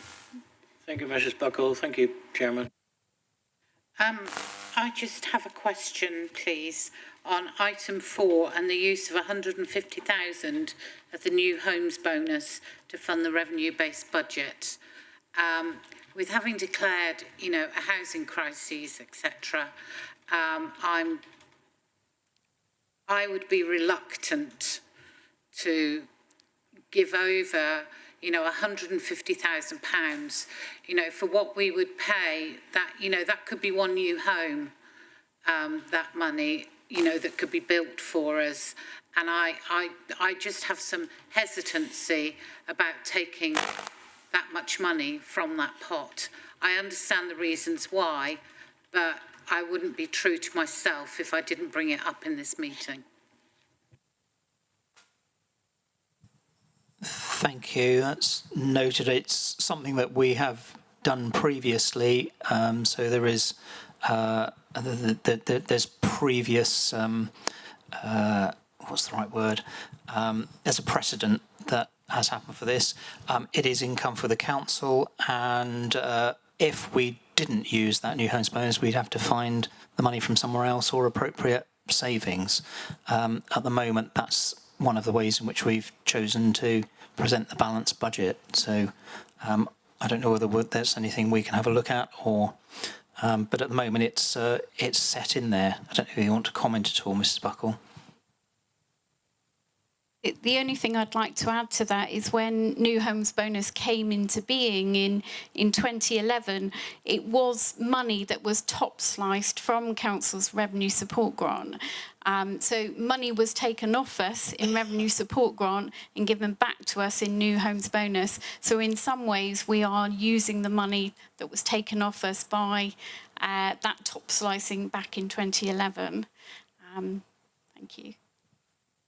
I'd just like to add that in planning we always say there's no such thing as a precedent, and we may have given the money over since 2011, which I'm quite well aware of, but did we have a housing crisis that we had declared as West Devon? And, we've shouted from rooftops, etc., that we've joined in with many other authorities in the area and Cornwall. I just think it's a bit hypocritical. And I completely understand why we're doing it. I remember why Mrs. Buckle first introduced it. I remember all of that. And I remember, why. But I think as time has gone on, it's almost become that we rely on that money from the new homes bonus. And I'm not sure in these times that it feels as ethical, but then if we didn't have it in there, we'd be struggling. I think you're right, Chair. I think we have come to rely on it. It's part of the makeup of the income that we have. On the other side of that, I would say there are considerable commitments in our capital budget to which are going towards projects that will help with the housing situation, not least projects like Spring Hill and Wonnacotts and Plymouth Road. So, those are also in the budget and will come forward in due course. So, but I note what you're saying. Oh, sorry, Councillor Sellis, please. Thanks. I believe the new homes bonus used to go towards the disabled facilities grant, didn't it? Before the no? The disabled facilities grants, we get better care funding from. We do now. We get better care funding now, but in a previous life, didn't it go towards disabled facilities? No, we've always had government funding for DFGs and private sector renewal grants. Sorry, we've always had funding, government grant funding for those capital bids. So I don't recall that we've used new homes bonus funding in the past for that. In the last financial year, when we did actually put some of that new homes bonus funding in last year's budget process into an affordable housing reserve. So on page 43 of the agenda, there is actually 172,000 of funds sat in the affordable housing reserve for revenue, and that was new homes bonus funding last year that we put into a reserve specifically for affordable housing. Sorry if I made an error there. Just to note that Mr Luscombe's at the back of the room and he was shaking his head as well. And he's been dealing with DFGs, and so has Drew actually in a previous life. No, I've clearly made a mistake. Oh, Mr Luscombe would like to come.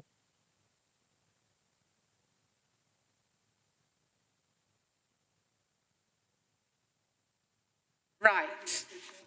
No, he said if it was an auction, he'd have bought quite a few things by now. Right, does anybody else have any comments on this report and items 1 to 8, please?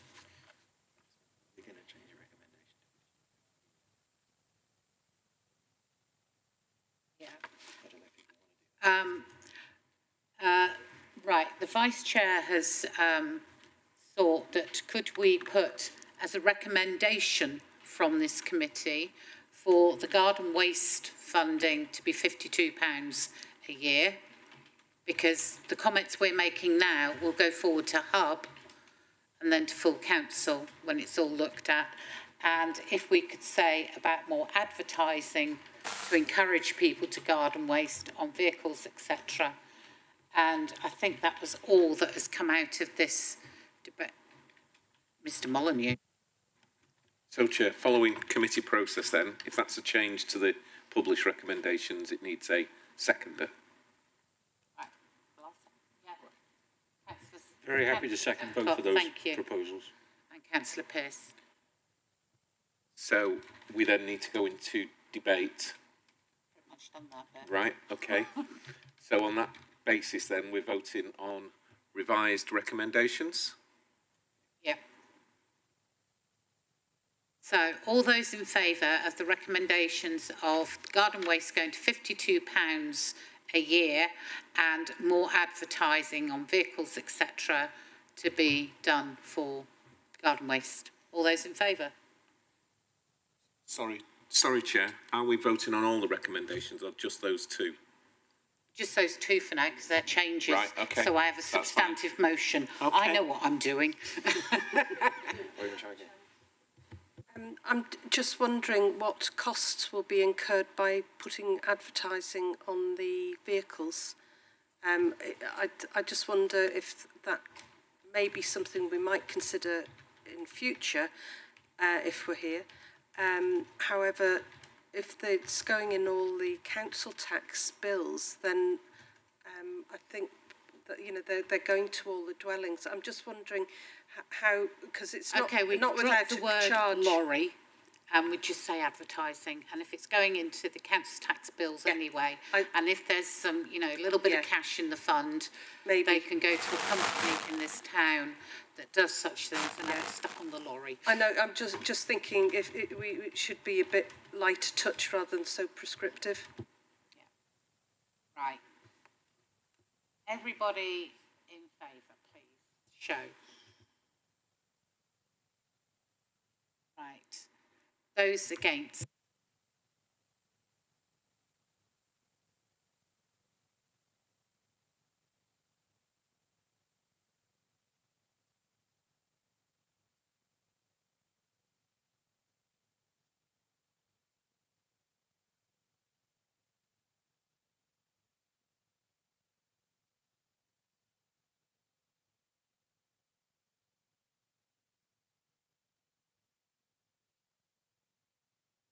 Do we need to vote on this?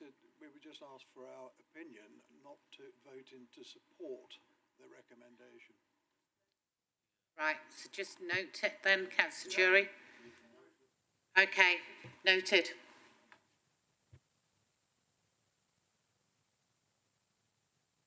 Mrs Buckler, Mrs Henstock, thank you very much, Leader. Thank you, Chair. Right, where am I? If we go to item 9, please. I think we have Mrs Moody. No. Oh. Drew, Mr Powell, Mr Hawke and Councillor Edmonds. Ah, right. No, not at all. Right, 57.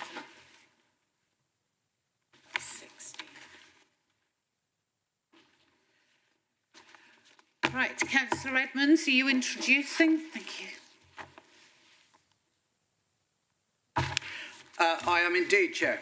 Thank you very much. And I have to say, I was rather hoping that our new swishy performance report would have been the highlight of the afternoon, but that moment sadly has passed. But because the Chief Exec and the Leader have left. I'm slightly deflated, but I'll press on regardless. So, the new performance report forms a key part of our enhancement to the Council's performance management framework, which is summarised on page 62 of your agenda papers. I thought perhaps it was going to be on the screen, but in the absence of that, perhaps, members have perhaps got that in front of them. It should look like that, a pyramid. The new report updates members on performance against KPIs at the second tier of the framework on page 62, service level performance. SOT also used this report for ongoing service review discussions. The first tier of the pyramid refers to day-to-day monitoring of operational and individual performance by heads of services. And the top tier of the performance framework is where strategic performance, including performance against a plan for West Devon delivery plans, KPIs and risks, is reported to members through quarterly integrated performance reports at hub meetings. You'll note that the number of KPIs has been increased, covering a broad range of services, and further KPIs will be added over time, such as human resources and environmental health. The range and suitability of the KPIs reported is to be reviewed annually. Information is provided at a high operational level, offering a broad view of performance rather than lower level detail on processes and volumes. The report contains performance data for mainly Q1 and Q2 of 2022-23. It has not been possible to include Q3 performance on this occasion, but future reports will be issued shortly after the end of a quarter so that O&S are reviewing more up-to-date data. The enhanced reporting includes an explanation of trends and where a KPI is below target, a summary of action points to bring performance back on track. As this is a report on performance, I should refer to the performance on a page, and that's page 63 of your agenda papers. And I hope you'll agree that there are more green smiley faces than not so happy faces. I won't go into any great detail on performance. I will leave members to ask questions. Finally, Chair, the O&S Committee is asked to note the new suite of KPIs, current performance and proposals for improvement, and that future KPIs will be provided at the next 6-monthly update. Thank you. Thank you, Councillor Edmonds. Does anybody have any questions, please? Councillor Moody. Thank you, Chair. Yes, on page 63, it's good to see the green faces. There's one very unhappy face there, which is enforcement cases. And it's something that's always been on my mind every time we get an email updating us regarding planning enforcement, is that on our lists there frequently are very old cases which are still on the list. So I was just looking at some the other day, going back to 2018, 2019. Just wanted to know what is in hand to ensure that the very old cases are either prioritised or taken off the list. Okay, thank you. Just before you answer that, I would like to say that Tavistock South West with Councillor Bridgewater, we don't have any enforcements on our list apart from Plymouth Road, not Plymouth Road, Callington Road, where they're building there, and that was about dust, etc.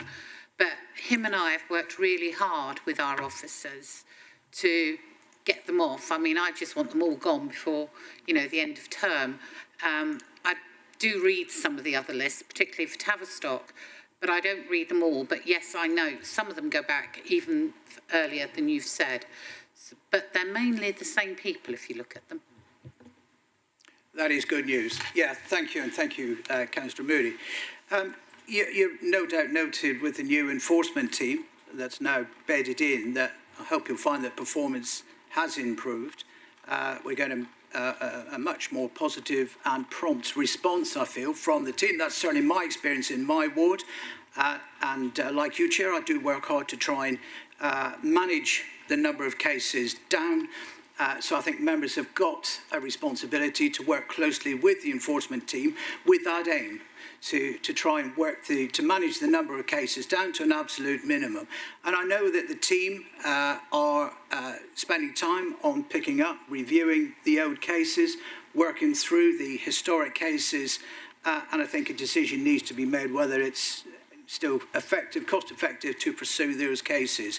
I think that's going to take time, but I think the situation is improving. That is my understanding and reading of the situation when I've raised that point.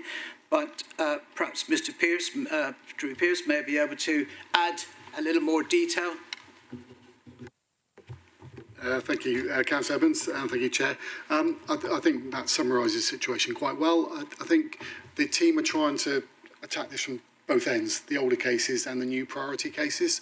So there is a triage system in place to ensure that a complaint that comes in about, for example, a listed building or work on a TPO, that's prioritised and the team focus on those issues because some of those problems can't be retrieved if they're not dealt with at the right time.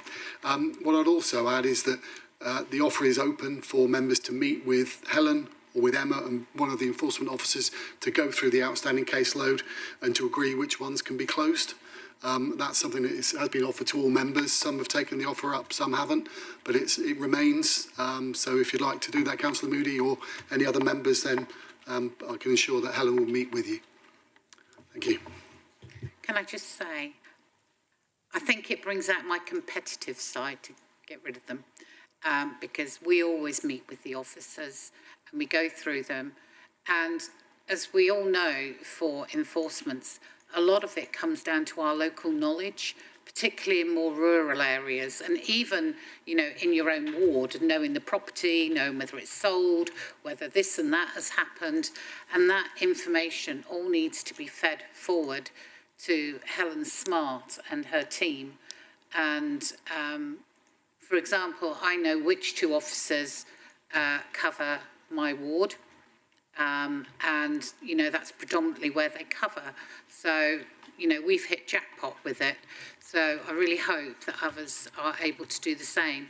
And for those in the park, I assume don't enforcements come here instead of the park? There's some, no, they go to the park, right?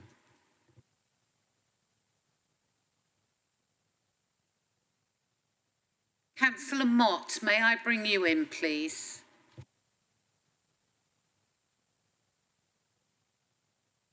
Thank you, Chair.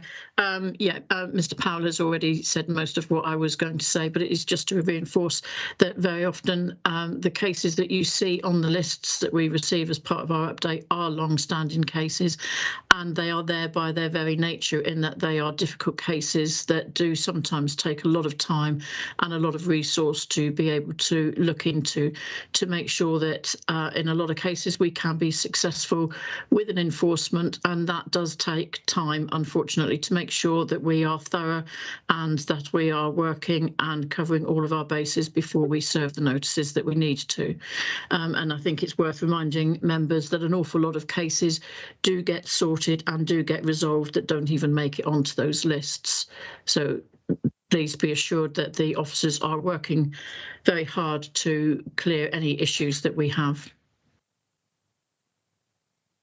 Thank you. Councillor Pearce and then Councillor Sellis. Thank you, Chairman. For me, it's disappointing the number of missed bins that have come up on here. Now, the reason given is it's agency staff when our regular operatives are either ill or on holiday. But I thought the in-cab technology was going to eliminate the issues like this, even when we had agency staff. Mr Molyneux, who's rapidly becoming a bin expert. Thank you, Chairman. So I think it's probably the opposite, actually, Councillor Pearce. The in-cab technology has meant that we're now reporting more accurately. And I think because we're actually recording all the missed bins correctly, the system, so when a resident reports a missed bin, that generates an automatic request to the contractor. We can then see whether they go back and collect that bin and so on. So it's a combination of the issues that they've had over the summer. They've had some movements in terms of the contractors, had some movements in terms of their management team, and we're in the process at the moment of basically re-establishing what would be business as usual monitoring of the contract. Thank you very much. Thank you. Councillor Kimber. Yeah, I was just going to say, I think performance has improved massively recently. I haven't had a complaint about a miscollection for weeks, so I'm very happy about that. I know we're towards the end of the meeting. I can regale members with an amusing story where Councillor Baldry, who is the South Hams member executive member responsible for waste and recycling, who's been bombarded with complaints over the last 2 years, received one complaint during the Christmas period, and it was from somebody who lived in Sprayton in West Devon. So the only complaint that he received regarding the waste service was from a West Devon resident. So there you go. Right, Councillor Daniel. Oh no, sorry, Councillor Sellis first. Thank you very much. Just some clarification, please. Where we've got the unhappy red faces, have we enough staff? Is there any issue with resources or staffing? And I note how well the housing and benefit team must be working. So, well done to Izzy and her team. And we need to scrutinise whether there are enough staff, if there's any issue there for the unhappy faces. Thank you. Sorry, can I just point out, it isn't Mrs Blake. It isn't her. Oh, sorry. It's Mrs Molyneux. What, with housing and with Steph? No, she's benefits. Benefits, well, all the teams for revenues and benefits, they appear to be doing very, very well. So the housing benefits?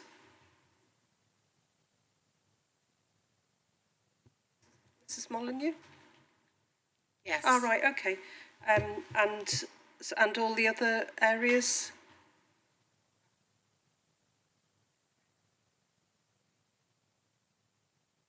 Revs and benefits, yeah, that's the answer one, isn't it? Yeah. Right, Mr Powell, if you would like to answer, please. Thank you, Chair. I can confidently say, actually, that none of the red faces are down to resources. There are some areas, so FOIs, the first one on the red face, is a new area we're measuring now. We didn't used to measure that. We're actually working hard to bring it up, and I expect to see a distinct improvement on that. Enforcement cases we've discussed, and the actual numbers are going down. Private sector housing energy efficiency grants, that's a little bit about timing and funding and delivery challenges, which again isn't down to the team, but we are putting more resource from existing resources into that team. Bins we've covered, and the other one about revs and bends calls answered in 8 minutes. You'll see the graph is improving on that area. That's where we've made some changes to the way that we deal with calls. More calls are being dealt with by the revs and bends officers rather than by the call centre. So I think within reason we should see an improvement in most of those areas with a red face. Usually the targets are only being missed by a few percent, but no, I wouldn't say it's down to resources, just us becoming a little bit more efficient. Councillor Daniel, please. Thank you, Chair. I would like to ask about performances regarding complaints for West Devon that don't involve the Ombudsman, because we don't seem to have any figures for that, and having recently been involved in one, not had any reply yet. I'm just wondering whether that's something that we need to look at and how quickly people get responded to when they do make an official complaint. So we monitor complaint statistics on a sort of weekly basis as sort of heads of service monitor, and we can see where the complaint is, whether it's been acknowledged and gone back to the customer. We have a statistic that basically measures whether the customer gets a phone call back in response to the complaint. The view being that actually many complaints can be sorted out by just having a phone call with the resident. So we do monitor that. We haven't put it in this list of complaints, but if that's something that the committee would like to see going forward, it's something that we could include. I think that's another indicator of how well we're doing as a council, isn't it? It's how we respond to internal complaints. Can I just ask about FOI requests, because that's a big miss. Is that basically down to one person? No, it's not. No, it's not. As I said earlier on, Chair, this is actually it's the first time we've actually measured performance on FOIs. What we've done, because FOIs, there's a huge number that we get, massive volumes, some of which are sort of trawling information requests from companies, which are not directed specifically at West Devon, they're directed at all councils to provide information, and others are more targeted with perhaps a legitimate reason for asking the question. And in the past, we had one sort of case manager looking after it, and we brought in James Martin, who's our now information governance officer. But what we've done now is created a sort of a champion in each service area to manage FOIs. And to reduce the number, we're putting more information on the website so that people can self-serve. But the ICO suggests that we should deal with 90% of them within the timescale. And at the moment, we're not quite there, so we're actively working with each head of service to move that figure up. As I say, it's the first 2 quarters we've measured it. I would expect to see a distinct improvement next time we report back to members. Kemp, please. Just out of interest, what are most FOIs targeted at? It covers a broad range of areas. There'll be people asking about planning, there'll be companies asking about how we manage our staff. It literally covers every single part of the organisation. Environmental health get a lot, planning get a lot, revs and bends get a lot of requests. So they're the highest hitting areas, I believe. But it covers, the questions we're asked are quite amazing actually on occasions. And we have to go through a process. If we've got the information and we should share it, we have to.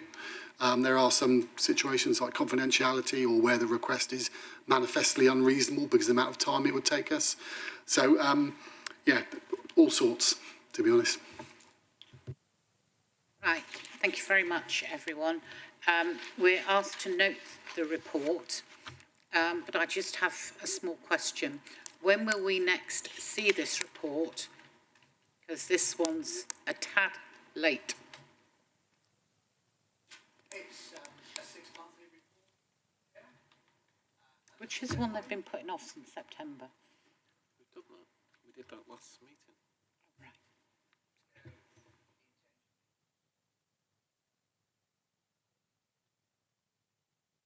My apologies. So we will report very shortly after the end of the quarter so that the information will be more up to date. Apologies on this occasion, that wasn't possible. A lot of work has gone into designing this report, bringing it forward. So we wanted to bring it forward. We've been waiting a long time to get to this point, so this is a big step forward from where we've been previously.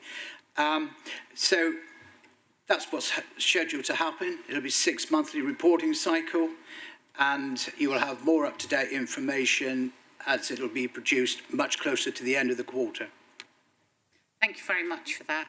I have to say, the work that has been done in designing it, which I know has taken a bit of time, and how it's all been formatted, is excellent. And I know that was one of the hold-ups. And I think it's Jim who's done it, isn't it? And if we could pass our thanks to Jim, because this has been really easy to read, which makes a whole heap of difference, and probably why you got more questions. Yes. Thank you, Chair, and that is a good test. The increased number of questions around this, I think, is testament to the quality of the report. The way the information is laid out, and you'll have recognised that it is very much in keeping with the rest of the A Plan for West Devon reporting suite of reports that come through. So that was the intention. I think that has been achieved.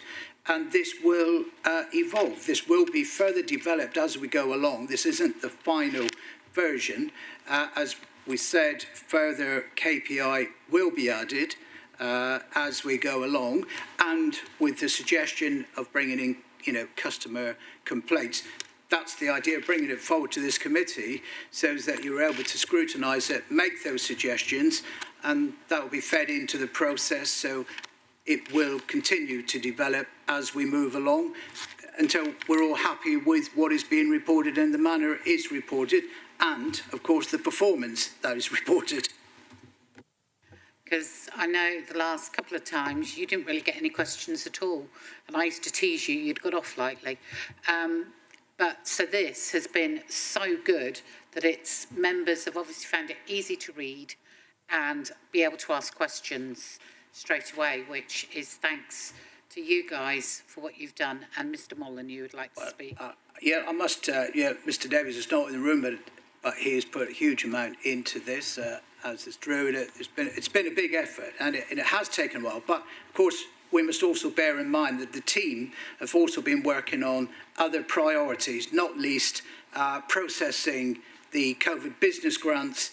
And other things we've had to deal with as a council. So, and of course, this information comes in from a number of different sources. You mentioned the white cab technology for the waste and so on. So it's all got to be pulled together and presented in a way that's easy to read and understand. So it has been a challenge. It's also a challenge to know what KPIs should be included.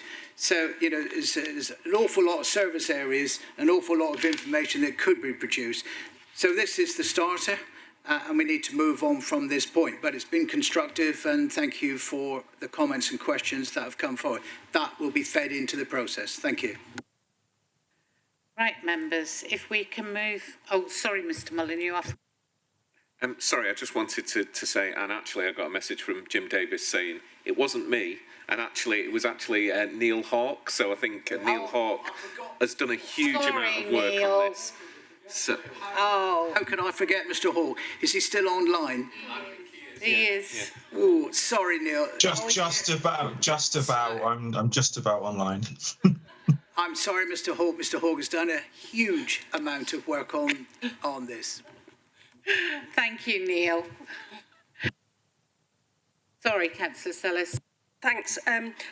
Thank you very much, and I'm very glad to have the clarification. I didn't realise that Izzy no longer had changed, but my thanks go anyway.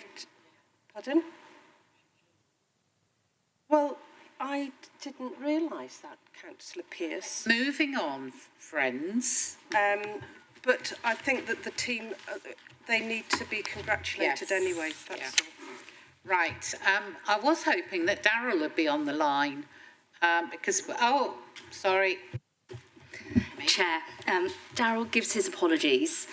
He's had to attend a Hub agenda meeting at 4, but he has given me some words for me to share with the committee. Okay. The update since the last O&S Committee meeting is twofold. 1, pre-election and 2, post-election. 1, pre-election. An all-member briefing has been arranged on the new voter ID requirements, and that will take place on the 21st of February. A prospective candidates' evening for anyone interested in standing to be a West Devon Borough Councillor has been arranged for the evening of Monday the 6th of March. This week, discussions are being held with the comms colleagues or communications colleagues regarding the launch of a communications campaign to both promote the candidates' evening and standing to be a borough councillor.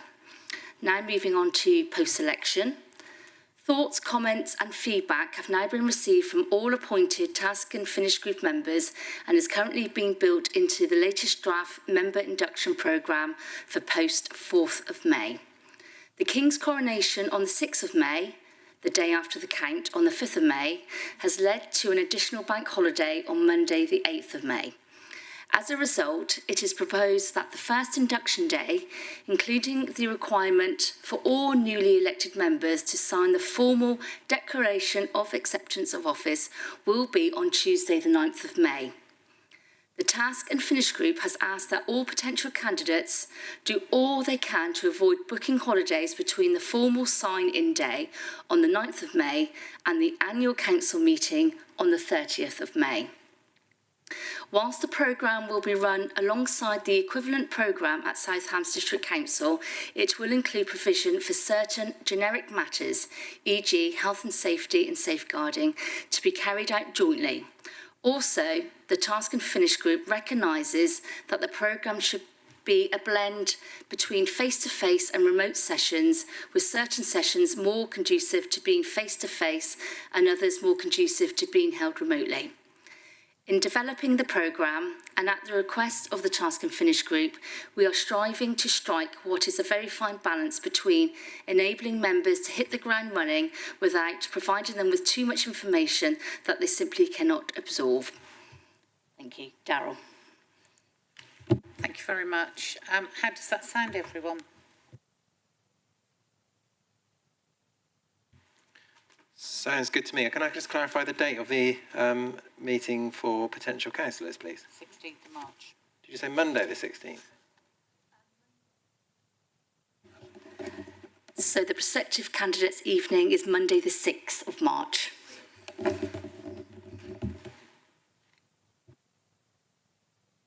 Any other questions, queries about what we've devised? No, that's lovely. Then if we can move on to item agenda 11, I think. I haven't missed anything. I've lost the front page.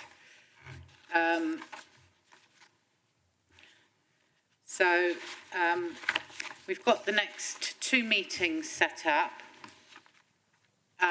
because we've already agreed to get rid of 1 meeting as we will be in Purda.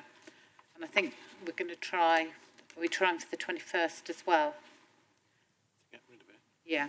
Are we? Or is it just the April one we're getting rid of? April. April, right. Okay, everyone. Does anyone have anything that they would like? Mr. Molyneux. Sorry, Chair. Mr. Powell is asking if we can add the draft EV strategy to the forward plan for the next overview and scrutiny committee. It will have been considered by the advisory group and it will then be recommended to Hub. So, in fact, he's here. There you go.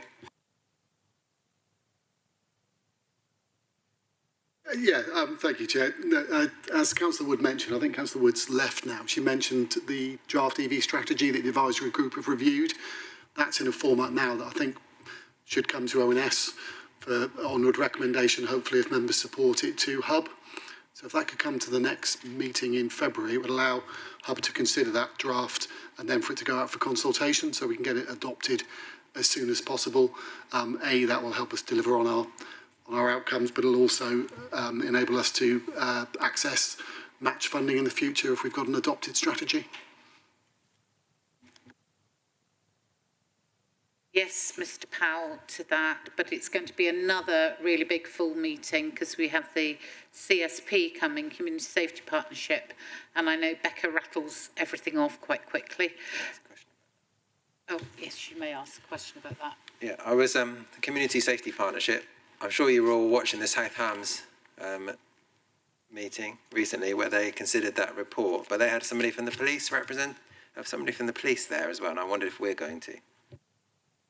I think we did did we have them last year? I don't know. I'm not Becca, sure. or was it just Claire? We can ask that, Chair. We can ask that question. And you're right, they were there. I listened.